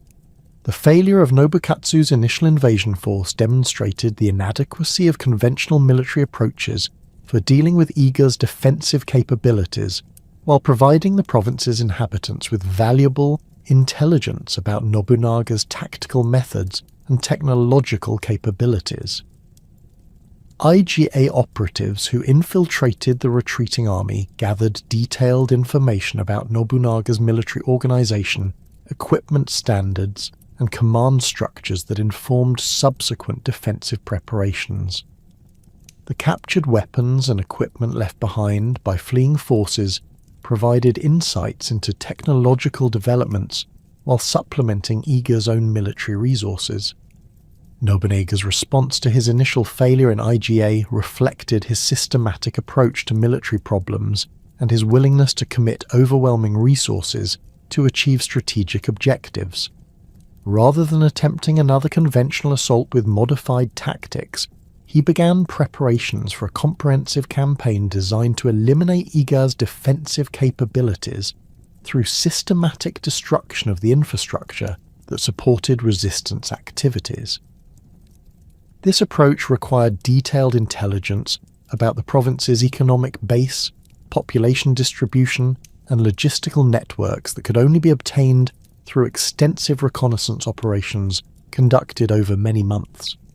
The intelligence preparation for Nobunaga's second IGA campaign demonstrated the sophisticated information warfare capabilities that his forces had developed during decades of military expansion. Reconnaissance teams spent the winter of 1580 to 1581 infiltrating the province to gather detailed information about defensive positions, supply arrangements, and population centres, while establishing the foundation for coordinated attacks that could overwhelm Iga's distributed defensive system. These operations required operatives capable of surviving in hostile mountain terrain during harsh winter conditions, while maintaining operational security against opponents who possessed unparalleled knowledge of their home territory. The scale of Nobunaga's second invasion force reflected his understanding that eliminating Iga's resistance would require resources far exceeding those typically allocated to provincial campaigns. The 1581 assault involved over 40,000 troops, organised into multiple coordinated columns that could approach the province from different directions simultaneously, preventing defenders from concentrating their forces against individual threats while maintaining pressure across the entire defensive perimeter. This massive commitment of resources demonstrated Nobunaga's recognition that IGA represented a strategic threat requiring definitive resolution rather than temporary suppression. The tactical coordination required for Nobunaga's multi-column assault on IGA demanded communication and logistical capabilities that pushed his military organization to new levels of sophistication. Each attacking force required detailed intelligence about terrain conditions, defensive positions, and coordination requirements that enabled synchronized operations across mountainous territory that naturally impeded communication and movement. The successful execution of these complex operations demonstrated the professional competence that Nobunaga's military organization had achieved through decades of continuous warfare and systematic improvement of operational capabilities. The systematic destruction that characterized Nobunaga's second IGA campaign reflected his understanding that eliminating the province's resistance capabilities required more than military victory over organized defensive forces. His forces methodically destroyed villages, temples, and economic infrastructure, that could support future resistance activities while conducting comprehensive searches for hidden weapons, caches, supply depots, and communication facilities. This approach aimed to eliminate not only immediate military threats, but also the economic and social foundations that enabled Iga's unique form of political organization. The psychological impact of Nobunaga's systematic approach to destroying IGA extended far beyond the immediate military objectives to encompass broader strategic goals related to deterring resistance in other territories. The complete elimination of Iga's independence served as a demonstration of the consequences awaiting any community that attempted to maintain autonomous political organization within Nobunaga's expanding domain. This deterrent effect proved particularly important as Nobunaga's forces encountered other communities with similar traditions of independence and specialized military capabilities. The final phases of Iga's resistance demonstrated the province's inhabitants' determination to maintain their independence even when facing overwhelming military disadvantage. Small groups of defenders continued guerrilla operations from hidden mountain refuges long after organized resistance had collapsed, conducting raids against Nobunaga's occupation forces while attempting to preserve some remnant of their traditional way of life. These desperate actions achieved little strategic impact but demonstrated the depth of commitment that Iga's unique political culture had fostered among its inhabitants.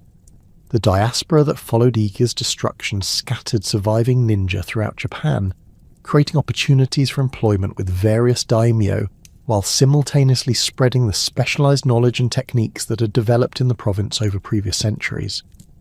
Many survivors found refuge with military commanders who recognized the value of their skills, particularly those engaged in conflicts where conventional military approaches had proved inadequate. The integration of former IGA operatives into diverse military organizations accelerated the dissemination of advanced covert warfare techniques throughout Japan's military establishment. Tokugawa Ieyasu's employment of IGA survivors, particularly his relationship with Hattori Hanzo, demonstrated how displaced ninja could find new roles within established military hierarchies while maintaining their specialized capabilities. The Tokugawa domain's defensive strategic position and Ieyasu's personal understanding of intelligence warfare's importance created ideal conditions for integrating former IGA operatives into a coherent organizational structure. This integration process required careful balance between utilizing specialized skills and ensuring loyalty to new employers who might have different strategic priorities than the displaced operatives' original communities.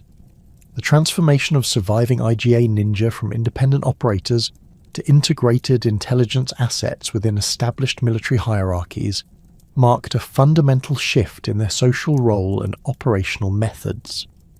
Where previous generations had operated according to clan-based loyalty structures and community-defined objectives, the post-1581 survivors found themselves adapting to hierarchical military organizations with centralized command structures and strategic goals determined by their new employers. This transition required significant adjustments in operational methods, communication procedures, and professional relationships that challenged traditional ninja culture while creating new opportunities for career advancement. Other daimyo throughout Japan recognized the strategic advantages that could be gained by employing displaced IGA operatives, leading to competitive recruitment efforts that distributed surviving ninja across numerous domains. The Uesugi, Takeda, and Mori clans all established intelligence networks that incorporated former IGA specialists, while smaller daimyo sought to acquire at least minimal covert capabilities by recruiting individual operatives or small teams. This distribution of IGA survivors throughout Japan's military establishment ensured that advanced ninja techniques became widely available while simultaneously fragmenting the concentrated expertise that had made IGA province uniquely formidable. The integration of former IGA ninja into diverse military organizations created new hybrid intelligence capabilities that combined traditional ninja techniques with conventional military methods and technologies. These evolved operational approaches proved particularly effective in the complex political and military environment of the late Sengoku period, where success required both sophisticated intelligence gathering and coordination with large-scale military operations. The flexibility and adaptability that had enabled Iga's resistance also facilitated successful integration into new, organizational contexts with different operational requirements. The technological and methodological innovations that emerged from the interaction between displaced IGA operatives and their new employers accelerated the evolution of Japanese intelligence warfare capabilities during the final decades of the Sengoku period. Former IGA specialists brought advanced techniques for infiltration, surveillance, and sabotage that could be enhanced through access to superior resources and technological capabilities available within larger military organizations. This combination of traditional expertise with improved resources produced intelligence capabilities that exceeded what either component could have achieved independently. The long-term consequences of Iga's destruction and the subsequent diaspora of its inhabitants extended far beyond immediate military considerations to encompass fundamental changes in how covert operations were organized and employed throughout Japan. The elimination of an independent ninja stronghold demonstrated that specialized military capabilities could no longer survive outside the protection of major daimyo, while the successful integration of displaced operatives into conventional military structures proved that these skills remained valuable when properly coordinated with broader strategic objectives. These developments established precedents that would influence Japanese intelligence practices for centuries, creating organizational models that balance specialized expertise with hierarchical control in ways that serve the interests of centralized political authority while preserving the operational effectiveness that made covert capabilities strategically valuable. The establishment of Tokugawa Ieyasu's shogunate at Edo in 1603 marked a fundamental transformation in the role and organization of ninja operations throughout Japan. The scattered survivors of Iga's destruction and their counterparts from Koga found themselves facing an entirely new political reality, where their specialized skills would serve not independent clans or competing daimyo, but a unified governmental structure determined to maintain absolute control over Japanese society. The Tokugawa victory at Sekigahara had eliminated the chaotic warfare that had sustained ninja employment for over a century, replacing it with a carefully orchestrated system of governance that sought to channel all forms of violence and intelligence, gathering through official channels controlled by the shogunal administration. Ieyasu's intimate familiarity with ninja capabilities, developed through decades of partnership with Hattori Hanzo and other IGA specialists, provided him with unique insights into how these assets could serve the broader objectives of Tokugawa rule. Unlike previous military leaders who had employed ninja primarily for tactical advantages in specific campaigns, Ieyasu envisioned their integration into a comprehensive system of domestic surveillance and control that could prevent the emergence of threats to shogunal authority before they developed into serious challenges. This strategic vision required fundamental changes in ninja organization, training, and operational methods that would transform them from independent warriors into bureaucratic functionaries serving the state's intelligence requirements. The institutionalization of ninja services within the Tokugawa governmental structure began with the formal incorporation of surviving IGA and Koga operatives into the shogunal military establishment.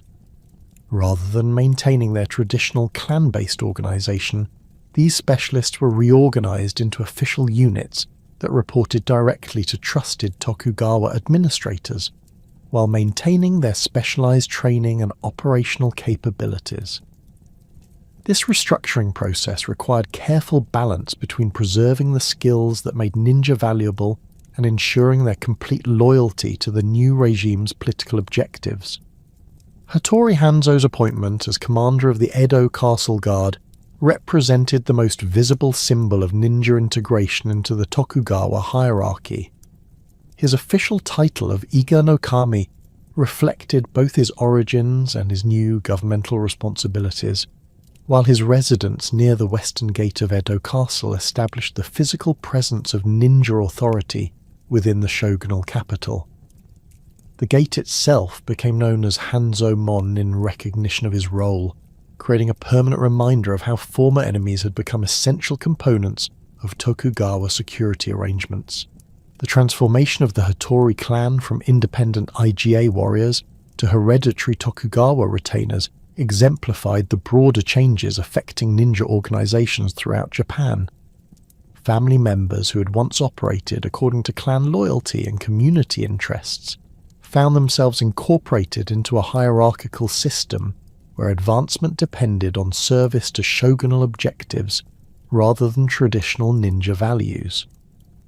This transition required significant adjustments in family structure, training methods, and operational priorities that challenged traditional ways of life, while creating new opportunities for social advancement within the Tokugawa system.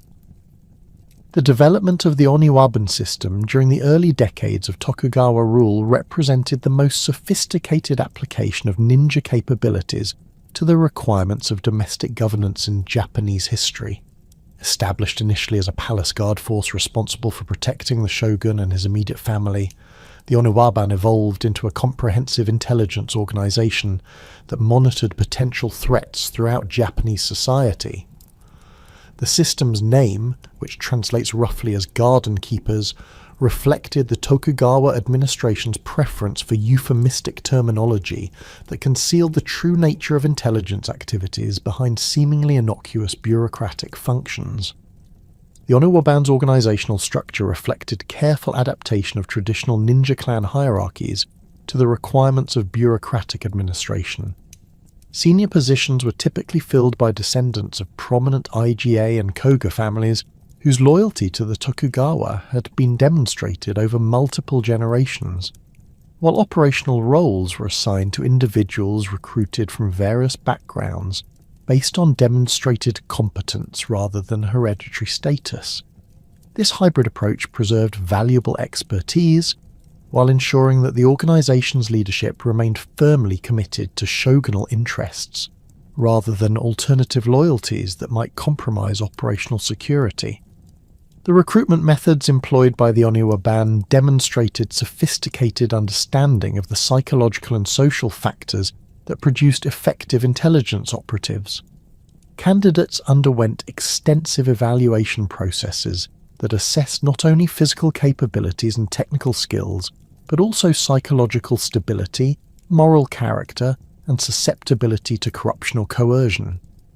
The most promising individuals received comprehensive training that combined traditional ninja techniques with new methods developed specifically for domestic surveillance operations in the peaceful environment of Tokugawa, Japan.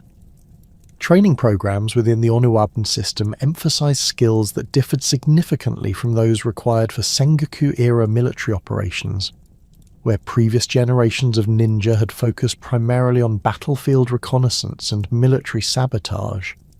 Oniwaban operatives learned techniques for urban surveillance, document analysis, and the subtle art of gathering information through seemingly casual social interactions.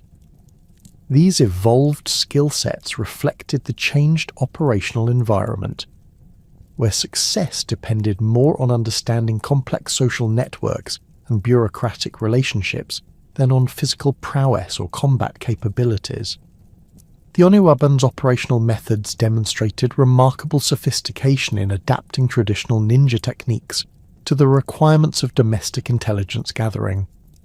Operatives learned to conduct surveillance of suspected dissidents while maintaining cover identities that provided legitimate reasons for their presence in target communities. The system's agents could pose convincingly as merchants, craftsmen, religious figures, or government officials, depending on operational requirements and the specific social environments they needed to penetrate. This flexibility enabled comprehensive monitoring of potential threats across all levels of Japanese society, The intelligence targets prioritized by the Oniwa ban reflected the Tokugawa administration's primary concerns about maintaining political stability in a unified but potentially fractious society. Christian communities received intensive surveillance due to fears that foreign religious influence might inspire political disloyalty, while masterless samurai attracted attention as potential sources of armed resistance to shogunal authority. Merchant communities were monitored for signs of economic activities that might challenge government monopolies or enable the accumulation of wealth that could fund opposition movements. The Oniwa ban's counterintelligence capabilities developed in response to evidence that foreign powers and domestic dissidents were attempting to gather information about Tokugawa governmental operations and military capabilities. Dutch and Portuguese traders were subjected to careful surveillance that monitored their movements, communications, and interactions with Japanese contacts who might provide sensitive information about domestic conditions. The system's operatives learned to identify and neutralize foreign intelligence operations while gathering information about international developments that might affect Japanese security interests. The geographical scope of Oniwa ban operations expanded gradually as the Tokugawa administration recognized the need for comprehensive intelligence coverage throughout Japan's diverse territories. Regional networks were established in major urban centers and strategic locations that could monitor local conditions while maintaining communication with central headquarters in Edo. These distributed capabilities enabled rapid detection of potential threats while providing the shogunal government with detailed understanding of social and economic conditions throughout the realm. The technological innovations developed by Oniwa ban operatives reflected the unique requirements of domestic intelligence operations in an increasingly peaceful society. Traditional ninja equipment designed for military operations was modified or replaced with tools better suited for urban surveillance and document analysis. Lockpicking devices became more sophisticated to handle the complex security mechanisms employed by wealthy merchants and government officials, while optical instruments were developed to enable surveillance from greater distances without detection. Communication systems within the Oniwa ban network demonstrated remarkable ingenuity in maintaining security while enabling rapid information transmission across vast distances. Coded messaging systems incorporated multiple layers of encryption that could protect sensitive information even if individual communications were intercepted and analyzed by hostile forces. The most critical intelligence was transmitted through networks of trusted couriers who could travel between different regions without arousing suspicion, while routine information was embedded within legitimate commercial or administrative communications. The integration of former ninja families into the Tokugawa administrative system created new social dynamics that challenged traditional concepts of warrior identity and family loyalty. Descendants of proud IGA and Koga clans found themselves serving as functionaries within a bureaucratic hierarchy that valued administrative competence over martial prowess, while their specialized skills were increasingly directed toward domestic surveillance rather than military operations. This transformation required significant psychological adjustments that affected family structures, training traditions, and professional relationships across multiple generations. The Hattori family's evolution from independent warriors to hereditary Tokugawa retainers exemplified both the opportunities and challenges created by integration into the shogunal system. Family members who achieved high positions within the Oniwa ban or other governmental organizations gained social status and economic security that would have been impossible under the chaotic conditions of the Sengoku period. However, these advantages came at the cost of operational independence and the traditional clan loyalty that had defined ninja identity for centuries. The gradual decline of traditional ninja skills during the peaceful Edo period reflected the fundamental changes in operational requirements created by the Tokugawa success in establishing domestic stability. The specialized combat techniques, infiltration methods, and sabotage capabilities that had made ninja valuable during the age of warfare became increasingly irrelevant in a society where open conflict between major political factions had been eliminated. Young ninja trained in traditional methods found fewer opportunities to apply their skills in meaningful ways, while the most talented individuals were drawn toward administrative careers that offered better prospects for advancement. The transformation of ninja training programs during the Edo period demonstrated systematic adaptation to changed operational requirements while attempting to preserve valuable traditional knowledge. Physical conditioning remained important, but emphasis shifted from combat preparation to the endurance and agility required for extended surveillance operations. Weapons training continued, but focused increasingly on concealed devices suitable for self-defense rather than the specialized military equipment that had characterized earlier periods. Mental discipline and psychological training gained prominence as operatives needed to maintain cover identities for extended periods while resisting the temptation to compromise their missions for personal gain. The economic foundations that supported ninja operations underwent fundamental changes as the Tokugawa system eliminated the competitive marketplace for intelligence services that had sustained independent operations during the Sengoku period. Where previous generations had earned income by contracting their services to competing daimyo, Edo period ninja became salaried employees of the shogunal government with fixed incomes and defined career advancement opportunities. This transformation provided greater economic security, but eliminated the entrepreneurial flexibility that had enabled rapid adaptation to changing market conditions and client requirements. The social status of ninja within Tokugawa society reflected complex tensions between their valuable specialized skills and their origins outside the traditional samurai hierarchy. While senior figures like the Hattori family leaders achieved recognition as important government officials, most ninja operatives remained in ambiguous social positions that provided neither the respect accorded to samurai warriors nor the clear identity available to merchants, farmers, or craftsmen. This uncertain status created ongoing challenges for family advancement and marriage arrangements that affected ninja communities throughout the Edo period. The preservation of ninja knowledge and techniques during the peaceful Tokugawa era required conscious efforts to maintain skills that had little practical application in the stable social environment created by effective shogunal governance. Family traditions, training manuals, and oral histories became increasingly important as repositories of specialized knowledge that might prove valuable if political conditions changed to create renewed demand for traditional ninja capabilities. The most dedicated families invested considerable resources in maintaining training facilities and preserving equipment that had little immediate utility but represented irreplaceable cultural heritage. The international isolation policies implemented by the Tokugawa administration created new operational requirements for ninja organizations while simultaneously limiting their exposure to foreign intelligence techniques and technologies. The need to monitor Dutch and Chinese traders at Nagasaki required specialized knowledge of foreign languages and customs that few traditional ninja possessed, while the prohibition on Japanese travel abroad prevented direct observation of international developments that might affect domestic security.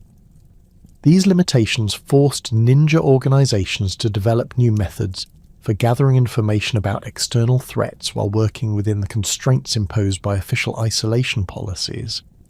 The collapse of the Tokugawa shogunate in 1868 shattered the carefully constructed world that had sustained ninja operations for over 2.5 centuries, forcing the surviving practitioners of these ancient arts to confront a reality more alien than anything their ancestors had faced during the chaotic warfare of the Sengoku period.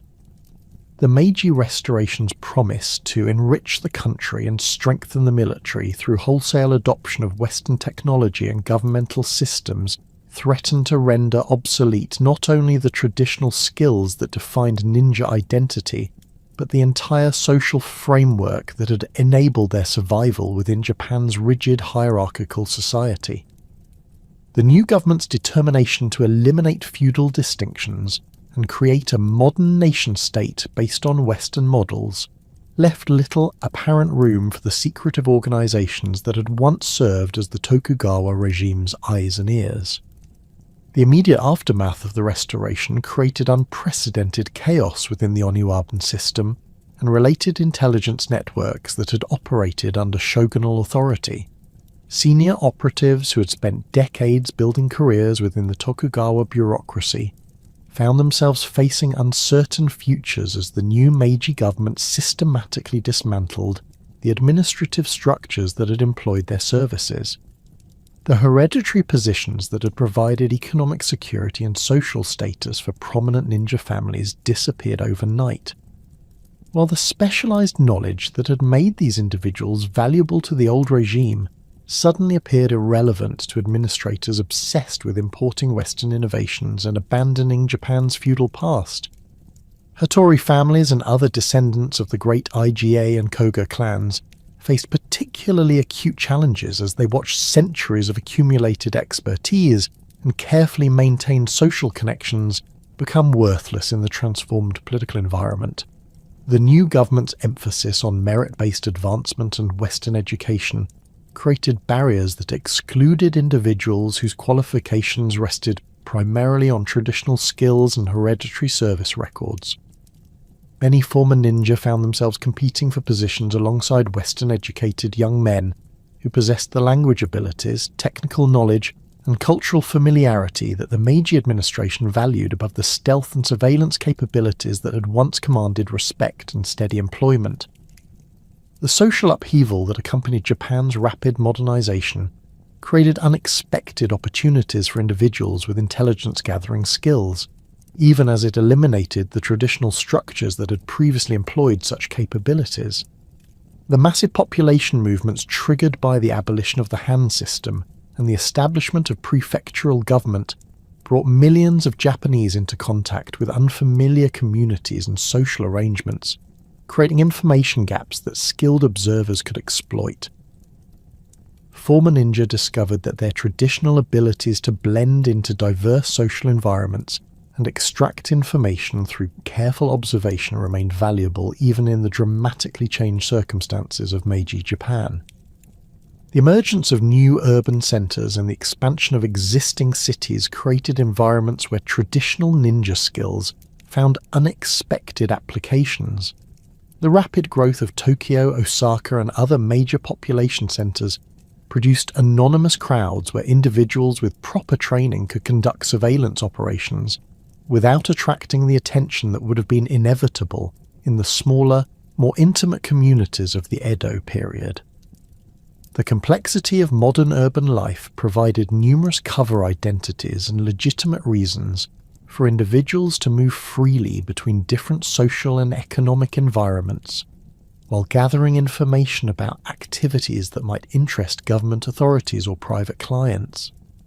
The Meiji government's initial attempts to create modern military and police forces reveal the inadequacy of Western organizational models when applied to Japanese social conditions and security requirements.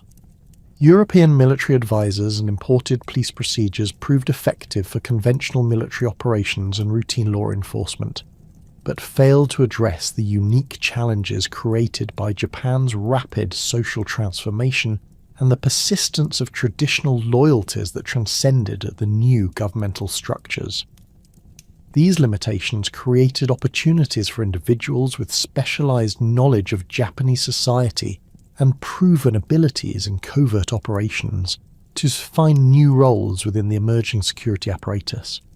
The establishment of the Tokyo Metropolitan Police in 1874 marked the beginning of systematic integration of traditional intelligence techniques with modern law enforcement methods. The new police organization faced challenges that conventional Western policing methods could not address effectively, including the need to monitor political dissidents who employed traditional Japanese methods of secret organization and communication. Former Oniwaban operatives and other individuals with ninja backgrounds possessed the cultural knowledge and technical skills necessary to penetrate these networks, making them valuable assets for police commanders seeking to maintain domestic order during the turbulent early Meiji period. The police force's detective divisions became natural destinations for former ninja seeking to apply their traditional skills in legitimate governmental service. These positions required abilities that closely paralleled traditional ninja capabilities, including the capacity to conduct extended surveillance operations, gather information through careful questioning and observation, and maintain cover identities while investigating criminal activities. The transition from covert intelligence gathering for the shogunal government to criminal investigation for the modern police force represented a logical career progression that enabled skilled operatives to preserve their professional identities while adapting to changed social circumstances. The integration of traditional intelligence methods with modern police procedures created hybrid investigative capabilities that proved remarkably effective in addressing the unique crime problems of Meiji Japan. Former ninja brought sophisticated understanding of how to track individuals through complex urban environments, conduct surveillance without detection, and extract information from reluctant witnesses or suspects. These skills, combined with modern forensic techniques and legal procedures imported from Western countries, produced investigative capabilities that exceeded what either traditional or modern methods could have achieved independently. The development of Japan's modern military intelligence capabilities drew heavily on the expertise of individuals with ninja backgrounds who understood both traditional Japanese methods of information gathering and the strategic requirements of modern warfare. The Army and Navy's intelligence sections required personnel capable of gathering information about foreign military capabilities, while simultaneously monitoring domestic conditions that might affect national security. Former ninja possessed the basic skills necessary for these roles, while their familiarity with Japanese social conditions and communication networks provided advantages that Western-trained officers could not match. The establishment of military intelligence schools during the 1870s and 1880s created formal training programs that combined traditional Japanese covert techniques with modern intelligence methods derived from European military practice. These institutions recruited instructors from various backgrounds, including former Oniwaban operatives who could teach traditional skills alongside Western-educated officers who provided expertise in modern military science. The curriculum that emerged from this collaboration produced intelligence officers who understood both the classical Japanese approaches to information warfare and the technological innovations that were transforming military operations throughout the world.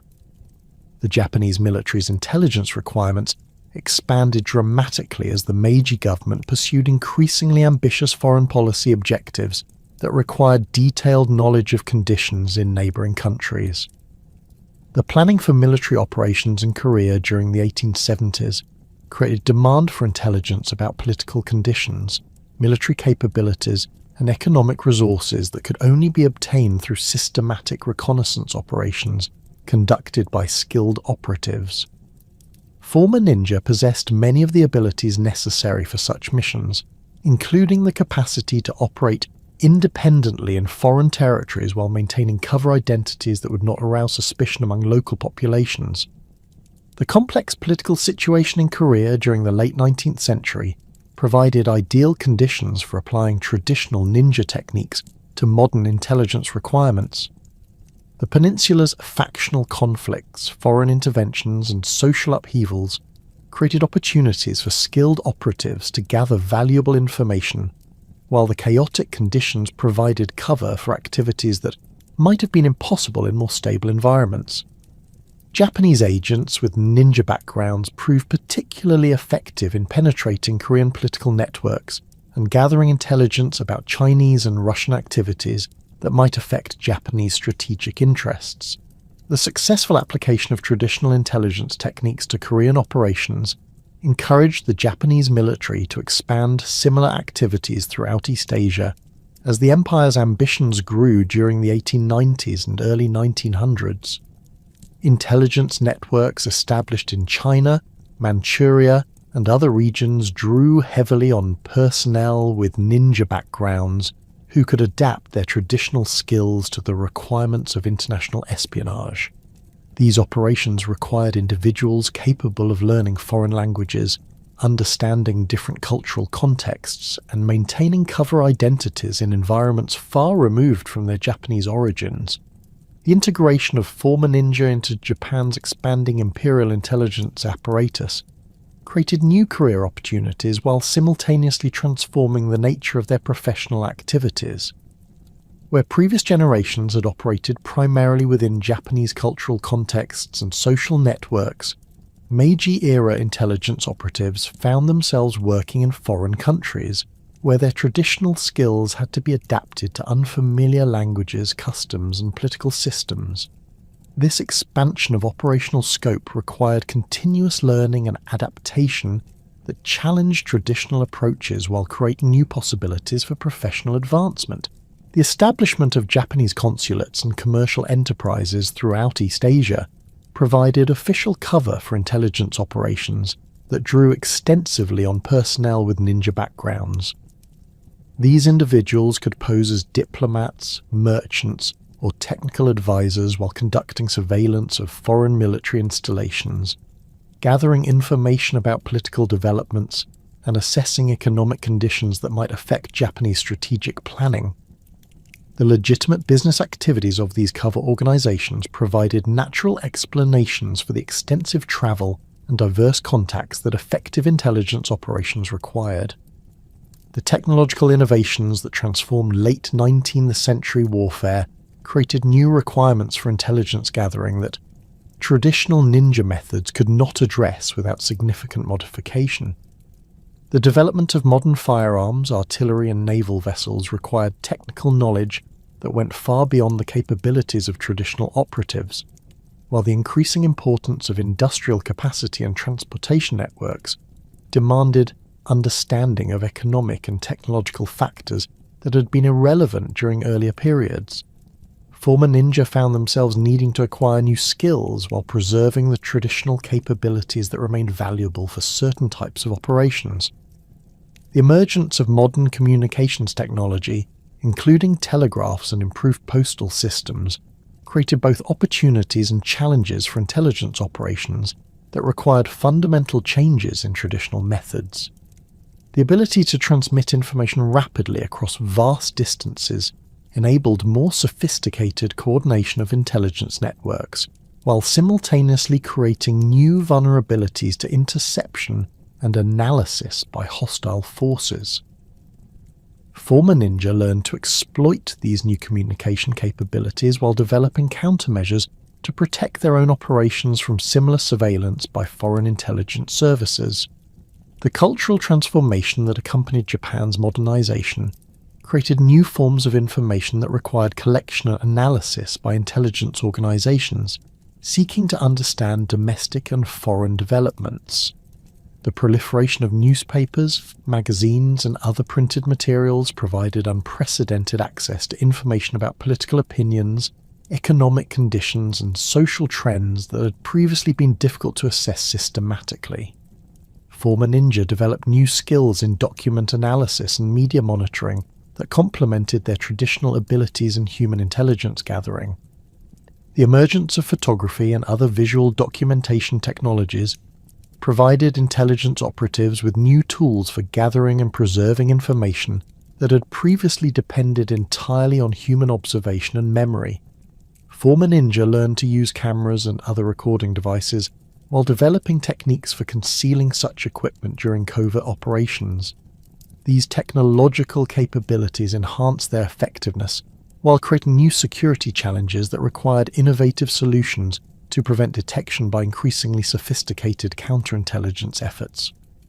The growth of Japan's educational system and the expansion of literacy throughout the population created new challenges for intelligence operations that had traditionally relied on the limited circulation of information within small, exclusive networks.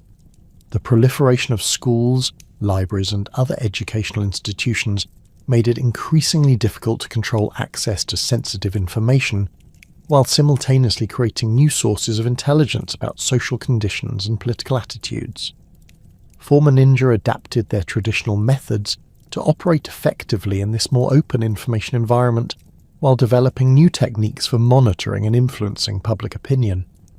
The development of modern banking and commercial systems created new targets for intelligence gathering while simultaneously providing cover for covert operations that required legitimate explanations for financial transactions and business relationships.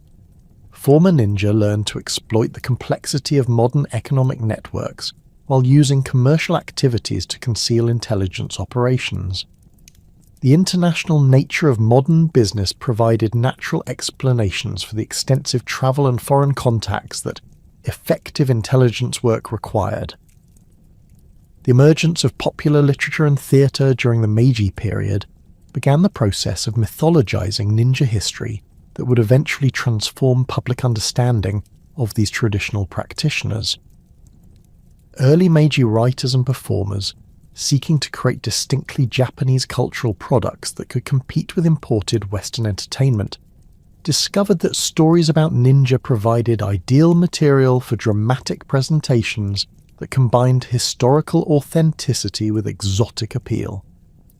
These early fictional treatments established many of the stereotypes and misconceptions that would dominate popular understanding of ninja for generations. The romanticization of ninja history in Meiji popular culture reflected broader social tensions between traditional Japanese values and imported Western ideas that characterized the period's cultural development. Writers and artists used ninja stories to explore themes of loyalty, sacrifice, and resistance to foreign influence that resonated with audiences struggling to maintain their cultural identity during rapid social transformation. These fictional treatments often emphasized supernatural abilities and dramatic confrontations that bore little resemblance to the actual historical activities of professional intelligence operatives. The commercial success of early ninja-themed entertainment encouraged publishers and theatre producers to commission additional works that gradually expanded the mythological elements while diminishing historical accuracy. The demands of popular entertainment led to increasingly exaggerated depictions of ninja capabilities and activities that emphasized spectacular physical feats and magical powers, rather than the careful observation, patient analysis, and subtle manipulation that had characterized actual covert operations. These fictional portrayals established cultural expectations that would influence public understanding of ninja history for over a century. The emergence of ninja mythology in popular culture created unexpected challenges for former practitioners seeking to maintain their professional effectiveness in modern intelligence roles. The growing public fascination with exaggerated ninja capabilities made it increasingly difficult for actual operatives to maintain the anonymity and cultural invisibility that effective covert work required. The proliferation of fictional ninja stories created public expectations and stereotypes that could compromise operational security by making it easier for hostile forces to identify individuals with genuine intelligence training and experience. The death of Emperor Meiji in 1912 marked not only the end of an era of unprecedented transformation, but also the beginning of a complex process that would fundamentally alter how ninja were perceived, understood, and remembered in both Japan and the wider world. The Taisho period's cultural flowering, combined with Japan's increasing international engagement, created conditions where historical ninja practices began their metamorphosis from documented reality into popular mythology. This transformation occurred through multiple channels simultaneously: the emergence of mass media, the needs of wartime propaganda, academic scholarship's attempts to separate fact from fiction, and the global entertainment industry's insatiable appetite for exotic martial arts narratives. The proliferation of popular magazines during the Taisho era provided the first mass medium through which ninja stories could reach audiences far beyond the traditional boundaries of regional folklore and family histories. Publications like Kodan Club and Bungai Club discovered that serialized adventure stories featuring ninja protagonists generated exceptional reader interest, leading to an explosion of fictional narratives that drew loosely on historical events while embellishing them with increasingly fantastic elements. These magazine serials, written by authors who possessed limited access to authentic historical sources, relied heavily on imagination to fill gaps in their knowledge, creating elaborate fictional frameworks that would influence popular understanding for generations. The visual arts contributed significantly to this mythologization process through the work of illustrators who created the first widely circulated images of ninja in action. Artists working for popular magazines developed distinctive visual conventions that emphasized dramatic poses, flowing black garments, and supernatural agility that bore little resemblance to the practical clothing and equipment actually employed by historical intelligence operatives. These illustrations established visual stereotypes that became so deeply embedded in popular consciousness that they eventually influenced how even serious historians and researchers conceptualize ninja appearance and capabilities. The emergence of cinema as a popular entertainment medium during the 1910s and 1920s provided unprecedented opportunities for ninja mythology to evolve beyond the constraints of written narrative and static illustration. Early Japanese filmmakers, seeking to create distinctly national entertainment products that could compete with imported Western films, discovered that ninja subjects offered ideal material for visually spectacular productions that showcased traditional Japanese culture while appealing to audiences' appetite for action and adventure. These early films established cinematic conventions that would dominate ninja portrayals for decades, emphasizing acrobatic movement, exotic weapons, and mysterious disappearances that created lasting impressions far more powerful than any written description. The technical limitations of early cinema inadvertently contributed to ninja mythologization by requiring filmmakers to rely on theatrical tricks and optical illusions to depict supernatural abilities that existed only in fictional narratives. Camera techniques developed to show ninja vanishing in clouds of smoke or scaling vertical walls with impossible speed created visual effects that audiences accepted as authentic representations of historical capabilities. These cinematic innovations established expectations about ninja abilities that bore no relationship to documented historical practices, but became so deeply embedded in popular culture that they influenced how subsequent generations understood the historical record. The international success of early Japanese films featuring ninja characters introduced these mythologized figures to global audiences who possess no cultural context for distinguishing between historical fact and entertainment fiction. Western viewers, already fascinated by exotic Oriental mysticism and martial arts, embraced ninja mythology enthusiastically while remaining largely unaware of the complex historical realities that had inspired these fictional creations. This international enthusiasm created market pressures that encouraged Japanese filmmakers to emphasize increasingly spectacular and unrealistic ninja abilities to satisfy foreign audience expectations. The rise of militarism during the 1930s created new political contexts that influenced how ninja history was interpreted and presented to Japanese audiences. Government censors and propaganda officials discovered that ninja stories could serve useful purposes in promoting traditional Japanese values and martial spirit, but only when properly sanitized to eliminate elements that might conflict with official ideology. This political pressure led to systematic revision of ninja narratives to emphasize loyalty, sacrifice, and service to legitimate authority, while downplaying the historical reality that many ninja had operated as independent professionals serving whoever offered the most attractive compensation. The Second World War's impact on ninja legacy proved paradoxical, simultaneously preserving certain authentic techniques while accelerating the mythologization process that obscured their historical origins. Japanese military forces, facing the challenge of conducting guerrilla warfare and intelligence operations across the vast Pacific theater, rediscovered the practical value of traditional covert techniques that had been largely forgotten during the peaceful Meiji and Taisho periods.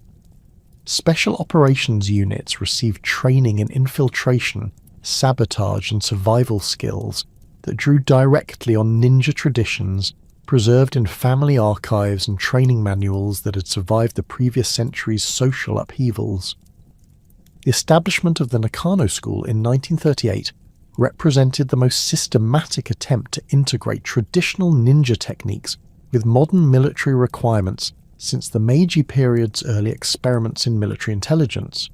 This institution, officially designated as the Army Intelligence School, recruited instructors who possessed authentic knowledge of historical covert practices while developing curricula that adapted these techniques to contemporary operational requirements. Students learned traditional skills including silent movement, lock-picking and psychological manipulation alongside modern subjects such as radio operation, explosives handling, and foreign language study. The Nakano School's training programs demonstrated remarkable continuity with historical ninja education methods, despite the dramatically different technological and strategic contexts in which they operated. Physical conditioning exercises emphasized the development of exceptional agility, endurance, and sensory awareness that had characterized traditional ninja training for centuries. Students practiced moving silently across different types of terrain, climbing vertical surfaces using minimal equipment, and remaining motionless for extended periods while conducting surveillance operations. These physical skills were supplemented by intensive instruction in disguise techniques, cover identity maintenance, and the psychological disciplines necessary for maintaining operational security under extreme stress. The school's curriculum also included systematic study of traditional weapons and tools that had been employed by historical ninja, not as museum pieces but as practical equipment that might prove useful in modern operations. Students learned to construct and employ shuriken, caltrops and climbing devices using materials available in field conditions, while developing proficiency with traditional bladed weapons that could serve as silent alternatives to firearms when operational security required avoiding noise or muzzle flash. This practical approach to traditional equipment demonstrated that many historical ninja tools retained tactical value even in the mechanized warfare environment of the 1940s. The intelligence gathering techniques taught at the Nakano School drew heavily on methods developed by historical ninja organizations, adapted to address the information requirements of modern military operations. Students learned to conduct systematic surveillance of enemy installations while maintaining cover identities that would withstand scrutiny from suspicious observers. They practiced extracting information from unwilling sources through psychological manipulation rather than physical coercion, developing skills in reading human behavior and exploiting emotional vulnerabilities that had been central to ninja training for centuries. The school's emphasis on psychological warfare and propaganda operations reflected modern military requirements while building on foundations established by historical ninja who had understood the importance of morale and public opinion in determining conflict outcomes. Students learned to create and disseminate disinformation designed to confuse enemy decision-making processes while simultaneously gathering intelligence about enemy psychological vulnerabilities that could be exploited through carefully crafted propaganda campaigns. These skills required deep understanding of cultural psychology and social dynamics that paralleled the knowledge base that had made historical ninja effective in penetrating and manipulating complex social networks. The wartime employment of Nakano School graduates in operations throughout the Pacific Theater provided extensive practical testing of how traditional ninja techniques could be adapted to modern warfare conditions.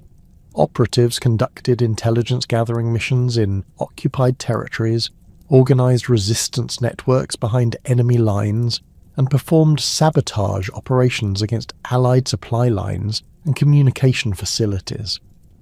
These activities required the same basic skills that had made historical ninja valuable to their employers: the ability to operate independently in hostile territory, maintain cover identities under scrutiny, and accomplish mission objectives through stealth and deception rather than direct confrontation.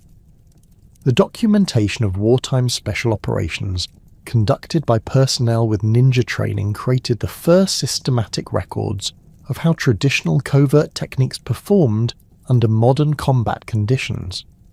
Military after-action reports describe successful infiltration of heavily guarded Allied installations, the establishment of intelligence networks that operated for months without detection, and sabotage operations that achieve strategic objectives through minimal resource expenditure.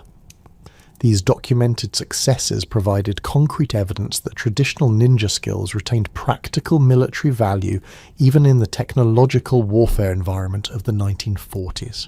However, the war's ultimate outcome and the subsequent occupation of Japan by Allied forces created conditions that severely disrupted the transmission of authentic ninja knowledge, while simultaneously accelerating the mythologization process. The systematic destruction of military records and training materials by retreating Japanese forces eliminated many primary sources that documented the practical application of traditional techniques, while the disbanding of special operations units scattered trained personnel throughout civilian society, where their specialized knowledge became increasingly isolated from institutional support and systematic development. The American occupation's democratization policies and educational reforms created additional pressures that discouraged the preservation of traditional military knowledge, including ninja techniques that were associated with Japan's discredited militaristic past. Former Nakano School instructors and graduates found themselves unable to discuss their wartime activities openly, while the specialized skills they had learned became increasingly irrelevant in Japan's pacifist post-war society. This enforced silence about authentic ninja applications created an information vacuum that popular culture filled with increasingly fantastic fictional narratives. The emergence of academic historical research during the 1950s and 1960s represented the first systematic attempt to separate ninja fact from fiction through scholarly methodology and archival investigation. Historians like Okusei Heishichiro and Fujita Seiko began collecting and analysing primary sources that documented actual ninja activities, seeking to establish accurate historical records that could counter the proliferation of mythological narratives in popular culture. Their research revealed that historical ninja had been far more mundane and practical than popular culture suggested, functioning primarily as intelligence professionals rather than supernatural warriors. These early academic studies faced significant challenges in accessing reliable source materials due to the secretive nature of historical ninja operations and the destruction of many archives during the war. Researchers had to rely heavily on indirect evidence, including military records that mention ninja activities without describing their methods, family documents that preserve training techniques without explaining their historical context, and architectural evidence from castles and fortifications that revealed the practical challenges ninja had been designed to overcome. This limited source base made it difficult to construct comprehensive narratives that could compete with the dramatic appeal of fictional alternatives. The academic community's efforts to establish accurate historical understanding of ninja were further complicated by the reluctance of surviving practitioners and their descendants to share knowledge that had been carefully guarded for generations.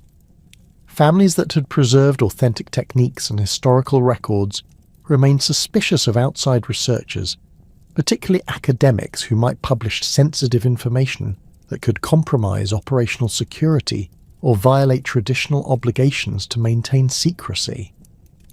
This resistance to scholarly investigation meant that much authentic knowledge remained inaccessible to researchers seeking to document historical reality. The work of scholars like Nawa Yumio, who combined academic training with practical martial arts experience, began to bridge the gap between scholarly research and authentic traditional knowledge during the 1960s and 1970s. Nawa's investigations into historical weapon techniques and his efforts to preserve traditional training methods provided more accurate understanding of ninja capabilities while demonstrating that these skills could be studied and practiced without compromising their essential character. His research established important precedents for combining academic methodology with respect for traditional knowledge systems. The international martial arts boom that began during the 1960s created unprecedented global interest in ninja techniques, while simultaneously accelerating their transformation from practical skills into commercialized entertainment products. The success of Bruce Lee films and the growing popularity of karate and judo created market demand for exotic martial arts that could offer something different from the increasingly familiar Chinese and Japanese systems. Ninja techniques, with their emphasis on stealth and unconventional weapons, provided ideal material for entrepreneurs seeking to capitalize on this martial arts enthusiasm. The commercialization of ninja training during the 1970s produced a proliferation of schools and instructors who claimed to teach authentic historical techniques while actually offering simplified versions adapted for recreational practitioners with no interest in developing genuine covert capabilities. These commercial ninja schools emphasized physical conditioning and weapons training, while largely ignoring the intelligence gathering, psychological manipulation, and cultural knowledge that had made historical ninja effective. This selective presentation created widespread misunderstanding about the true nature of ninja skills while establishing commercial standards that prioritized entertainment value over historical accuracy. The global expansion of commercial ninja instruction created international communities of practitioners who shared enthusiasm for ninja techniques while possessing limited understanding of their historical context or practical applications. American and European martial artists embraced ninja training as an exotic alternative to more conventional fighting systems, developing their own interpretations and innovations that bore increasingly little resemblance to historical practices. These international developments created feedback loops that influenced Japanese popular culture, as domestic audiences became fascinated by how foreign practitioners interpreted their traditional heritage.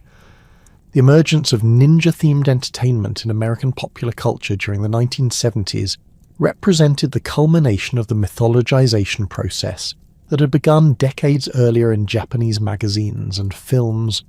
Hollywood productions like Enter the Dragon and television series such as The Master presented ninja as mysterious assassins with supernatural abilities, establishing stereotypes that would dominate Western understanding for generations. These productions combined elements drawn from various Asian martial arts traditions with original fictional innovations, creating hybrid ninja mythology that bore little relationship to any historical reality. The success of American ninja entertainment created international market demand that encouraged further mythologization as producers sought to create increasingly spectacular and exotic presentations. The competitive pressures of commercial entertainment led to systematic exaggeration of ninja capabilities, with each new production attempting to surpass previous efforts through more dramatic action sequences and more fantastic supernatural abilities. This escalating mythologization process created popular expectations that made accurate historical presentation seem boring and unmarketable by comparison.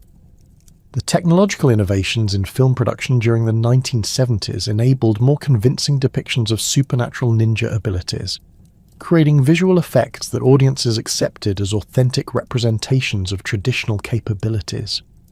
Improved camera work, editing techniques, and special effects allowed filmmakers to create increasingly spectacular action sequences that reinforced popular misconceptions about historical ninja while establishing new fictional standards that subsequent productions would attempt to exceed. These technical capabilities enabled the creation of ninja mythology that was far more elaborate and convincing than anything possible in earlier media formats.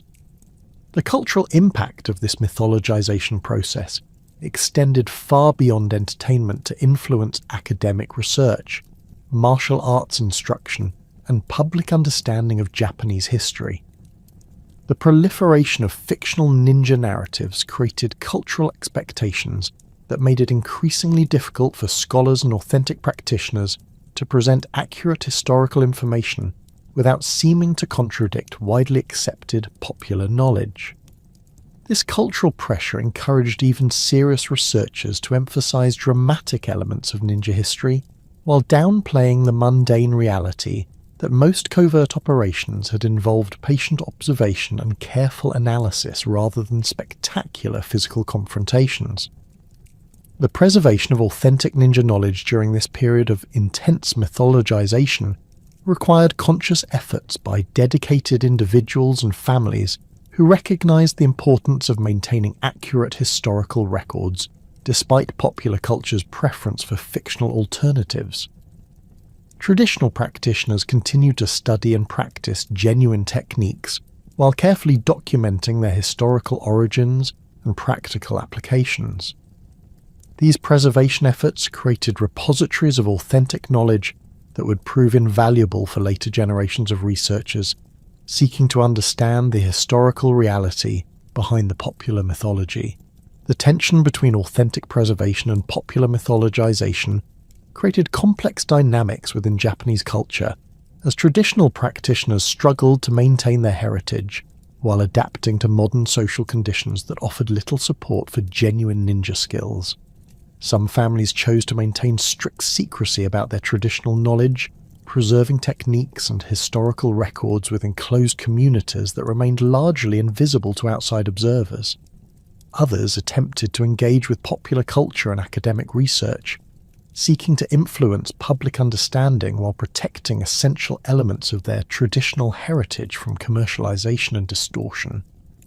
The emergence of serious academic research into ninja history during the 1980s marked a pivotal moment in the ongoing struggle between scholarly accuracy and popular mythology.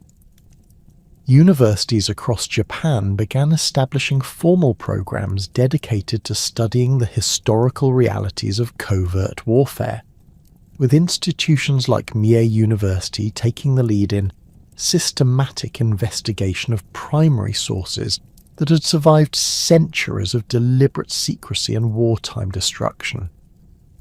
These academic initiatives faced the formidable challenge of reconstructing authentic historical narratives from fragmentary evidence while competing against well-established popular misconceptions that had been reinforced by decades of commercial entertainment and sensationalized media coverage. The establishment of the International Ninja Research Society in 1987 represented the first coordinated effort to apply rigorous scholarly methodology to ninja studies, while fostering collaboration between Japanese researchers and international academics interested in covert warfare history. The organization's founding members included historians, anthropologists, and martial arts scholars who shared commitment to separating documented facts from accumulated folklore through systematic analysis of surviving documents, archaeological evidence, and oral traditions preserved within traditional families. Their early conferences and publications began establishing scholarly standards for ninja research that emphasized primary source documentation and critical analysis of claims that had previously been accepted without question. Dr. Yamada Yutaka's groundbreaking research at Mie University during the 1990s revolutionized academic understanding of ninja operations by gaining unprecedented access to family archives that had been closed to outside researchers for centuries. His patient cultivation of relationships with descendants of prominent ninja clans eventually yielded access to training manuals, operational records, and equipment collections that provided the first comprehensive view of how historical ninja actually functioned. These materials revealed that authentic ninja practices had been far more systematic and professional than popular culture suggested, involving extensive study of psychology, geography, and social dynamics, alongside the physical skills that dominated fictional portrayals. The university's establishment of the Ninja Museum of Igiryu in 1964 expanded significantly during the 1980s and 1990s, created the first institution dedicated to preserving and displaying authentic ninja artifacts and historical documents. The museum's collection included genuine weapons, tools, and equipment that demonstrated the practical nature of ninja operations while providing concrete evidence for researchers studying historical techniques and technologies.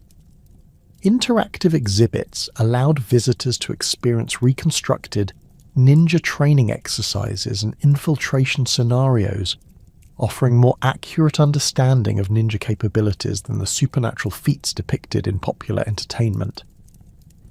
The museum's research programs attracted international scholars who contributed comparative perspectives on covert warfare traditions from other cultures, revealing that many techniques attributed uniquely to Japanese ninja had parallels in European, Middle Eastern, and Chinese intelligence practices.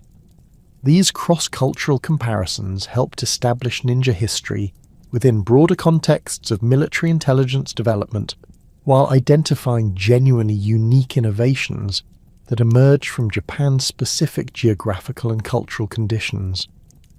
The resulting scholarship demonstrated that ninja represented sophisticated responses to particular strategic challenges rather than mystical traditions disconnected from practical military requirements.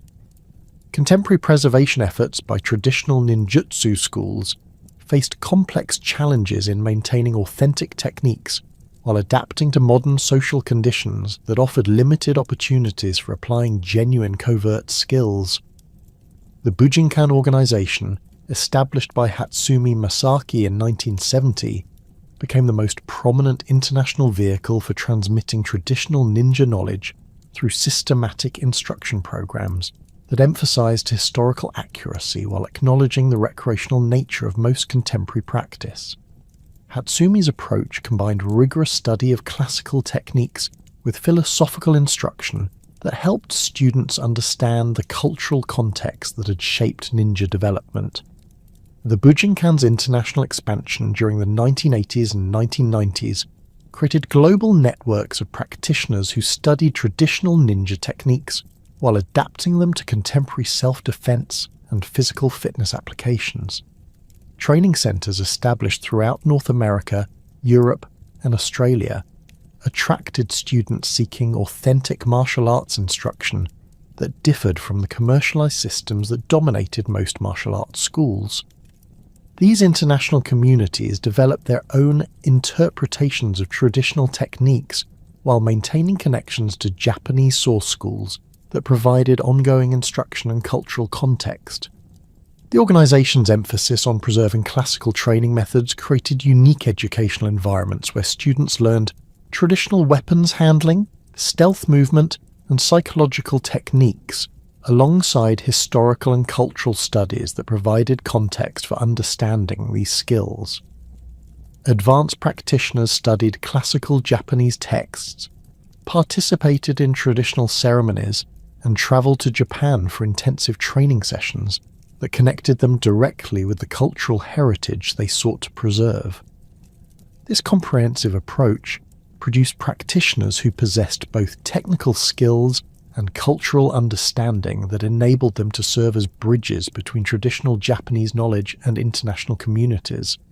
Other traditional schools, including the Kogafyu and various Iga-ryu lineages, pursued different strategies for preserving authentic ninja knowledge while maintaining the secrecy that had protected their traditions for centuries. Some families continued practicing traditional techniques within closed communities that remained largely invisible to outside observers, preserving ancient knowledge through direct transmission from master to student without written documentation that might compromise operational security. These secretive preservation efforts maintained the most authentic connections to historical practices while limiting access to knowledge that might benefit broader scholarly research. The tension between preservation and accessibility created ongoing debates within traditional communities about how much knowledge should be shared with outside researchers and practitioners.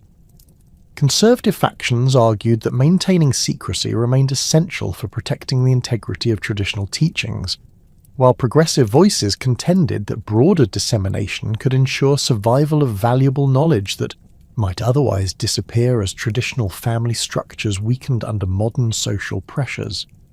These debates reflected broader cultural tensions between traditional Japanese values and contemporary pressures for transparency and academic access. The global martial arts phenomenon that exploded during the 1980s and 1990s created unprecedented international interest in ninja techniques while simultaneously threatening their authentic preservation through commercialization and oversimplification. Martial arts schools throughout the world began offering ninja training that emphasized physical conditioning and weapons practice, while largely ignoring the intelligence gathering, cultural knowledge, and psychological skills that had made historical ninja effective. This commercial appropriation created widespread misconceptions about ninja capabilities while generating revenue streams that supported some legitimate preservation efforts. International ninjutsu communities that developed during this period created complex networks of practitioners who shared enthusiasm for ninja techniques while possessing varying levels of understanding about their historical context and practical applications. Some communities maintained close connections with Japanese source schools and emphasized historical accuracy in their training programs, while others developed their own interpretations that incorporated elements from various martial arts traditions, alongside original innovations that bore little resemblance to historical practices. These diverse approaches created a spectrum of international ninjutsu practice that ranged from carefully preserved traditional methods to completely modernized systems that retained only superficial connections to historical ninja. The establishment of international governing bodies and certification systems attempted to create standards for ninjutsu instruction while managing the proliferation of unqualified instructors who claimed expertise in traditional techniques. Organizations like the World Ninjutsu Federation worked to establish minimum requirements for instructor certification while promoting historical accuracy in curriculum development and teaching methods. These efforts faced significant challenges from commercial pressures that favored simplified training programs over comprehensive study of traditional techniques and cultural contexts. The development of international communication networks, particularly the Internet's emergence during the 1990s, revolutionized how ninja knowledge was shared and preserved while creating new challenges for maintaining the quality and authenticity of transmitted information. Online forums and websites enabled practitioners from different countries to share training experiences and technical knowledge while connecting with Japanese masters who could provide guidance and correction. However, the democratization of information sharing also enabled unqualified individuals to present themselves as experts while disseminating inaccurate or completely fictional information that confused serious students and reinforced popular misconceptions. The ongoing tension between historical accuracy and popular entertainment reached new levels of complexity during the 1980s and 1990s, as improved special effects technology enabled increasingly spectacular depictions of ninja capabilities in films and television programs. Hollywood productions like the American Ninja series and Teenage Mutant Ninja Turtles created ninja imagery that bore no relationship to historical reality, while achieving unprecedented commercial success that reinforced popular misconceptions about ninja abilities and cultural significance. These productions established visual and narrative conventions that influenced how subsequent generations understood ninja history, creating cultural expectations that made accurate historical presentation seem inadequate by comparison. Japanese filmmakers responded to international commercial pressures by producing increasingly elaborate ninja entertainment that emphasized supernatural abilities and exotic weapons, while downplaying the mundane reality of historical intelligence operations. Productions like Ninja Scroll and various television series created distinctly Japanese ninja mythology that differed from Western interpretations, while sharing their emphasis on spectacular action sequences and magical abilities. This domestic mythologization process created feedback loops that influenced how Japanese audiences understood their own cultural heritage. As fictional presentations became more familiar and accessible than scholarly research or traditional family knowledge. The entertainment industry's impact on ninja legacy extended beyond simple misrepresentation to encompass systematic distortion of historical records and cultural understanding. Popular culture's emphasis on dramatic conflict and supernatural abilities created expectations that influenced how historians presented their research findings, encouraging scholars to emphasize violent confrontations and exotic techniques, while downplaying the patient intelligence gathering and careful analysis that had characterized most ninja operations.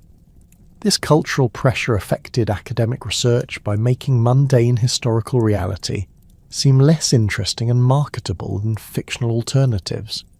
Contemporary scholars working to preserve authentic ninja history developed sophisticated strategies for engaging with popular culture while maintaining scholarly integrity and historical accuracy. Some researchers collaborated with entertainment producers to provide historical consultation that could improve the accuracy of fictional presentations, while others focused on creating accessible popular publications that could compete with sensationalized accounts by offering more compelling narratives based on documented evidence. These efforts achieved limited success in influencing popular understanding, but established important precedents for scholarly engagement with commercial media. The emergence of digital media and internet communication created new opportunities for preserving and disseminating authentic ninja knowledge, while simultaneously accelerating the spread of misinformation and commercial exploitation. Legitimate researchers and traditional practitioners began establishing online archives that preserved historical documents, training manuals, and artifact photographs in digital formats that could survive physical destruction while remaining accessible to qualified researchers.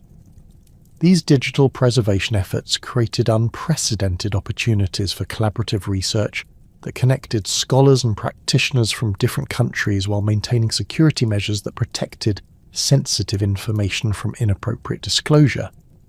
The development of virtual reality and interactive media technologies offered new possibilities for preserving and transmitting traditional ninja techniques through immersive experiences that could replicate training environments and historical scenarios.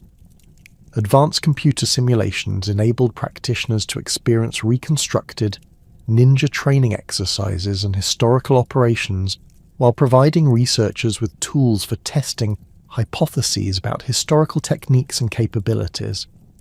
These technological innovations created opportunities for preserving knowledge that might otherwise be lost while providing new methods for studying and understanding traditional practices. The establishment of international academic conferences dedicated to ninja studies created forums where researchers could share findings and coordinate preservation efforts, while establishing scholarly standards for evaluating claims about historical ninja capabilities. These conferences brought together historians, anthropologists, martial artists, and cultural preservationists who shared commitment to understanding ninja legacy through rigorous methodology and evidence-based analysis. The collaborative networks that emerged from these meetings created unprecedented opportunities for comprehensive research that could address the complex challenges of reconstructing historical reality from fragmentary evidence. Contemporary preservation efforts faced ongoing challenges from the commercialization pressures that continued to distort public understanding of ninja history, while creating financial incentives for sensationalized presentations over scholarly accuracy. The success of ninja-themed entertainment created market demand that encouraged publishers, filmmakers, and martial arts entrepreneurs to emphasize dramatic elements while ignoring historical context and cultural significance. These commercial pressures affected even legitimate preservation efforts by creating expectations that educational programs should provide entertainment value comparable to fictional alternatives. The aging of traditional practitioners and the weakening of family-based knowledge transmission systems created urgency for preservation efforts that could capture authentic knowledge before it disappeared with the death of elderly masters. Many ninja families that had preserved traditional techniques for centuries faced the prospect that their knowledge would die with them unless systematic efforts were made to document and preserve their teachings for future generations. This time, pressure encouraged some traditionally secretive families to collaborate with researchers and academic institutions that could ensure the survival of their cultural heritage. The integration of traditional ninja knowledge with contemporary security and intelligence applications created new contexts for preserving and developing authentic techniques while adapting them to modern operational requirements. Military and law enforcement agencies began studying traditional ninja methods for insights that could enhance contemporary special operations capabilities, reconnaissance techniques, and intelligence gathering procedures. These applications provided practical validation for traditional knowledge while creating new opportunities for preserving and developing authentic techniques within professional contexts that valued effectiveness over entertainment value. The legacy of ninja in contemporary Japan and the broader world represents a complex intersection of historical reality, cultural preservation, commercial exploitation, and ongoing mythologization that continues to evolve as new technologies and social conditions create fresh challenges and opportunities.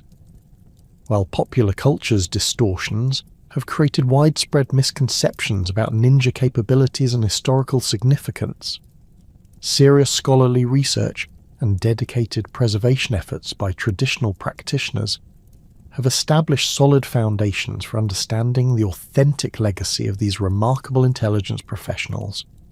The tension between accuracy and entertainment that has characterized ninja legacy for over a century shows no signs of resolution, but the establishment of rigorous scholarly standards and the commitment of dedicated preservationists ensures that future generations will have access to authentic knowledge alongside the fictional alternatives that continue to dominate popular culture. The story of the ninja, from their origins in the political chaos of ancient Japan through their transformation into global cultural icons, reflects broader themes about how societies remember and interpret their past while adapting traditional knowledge to contemporary needs.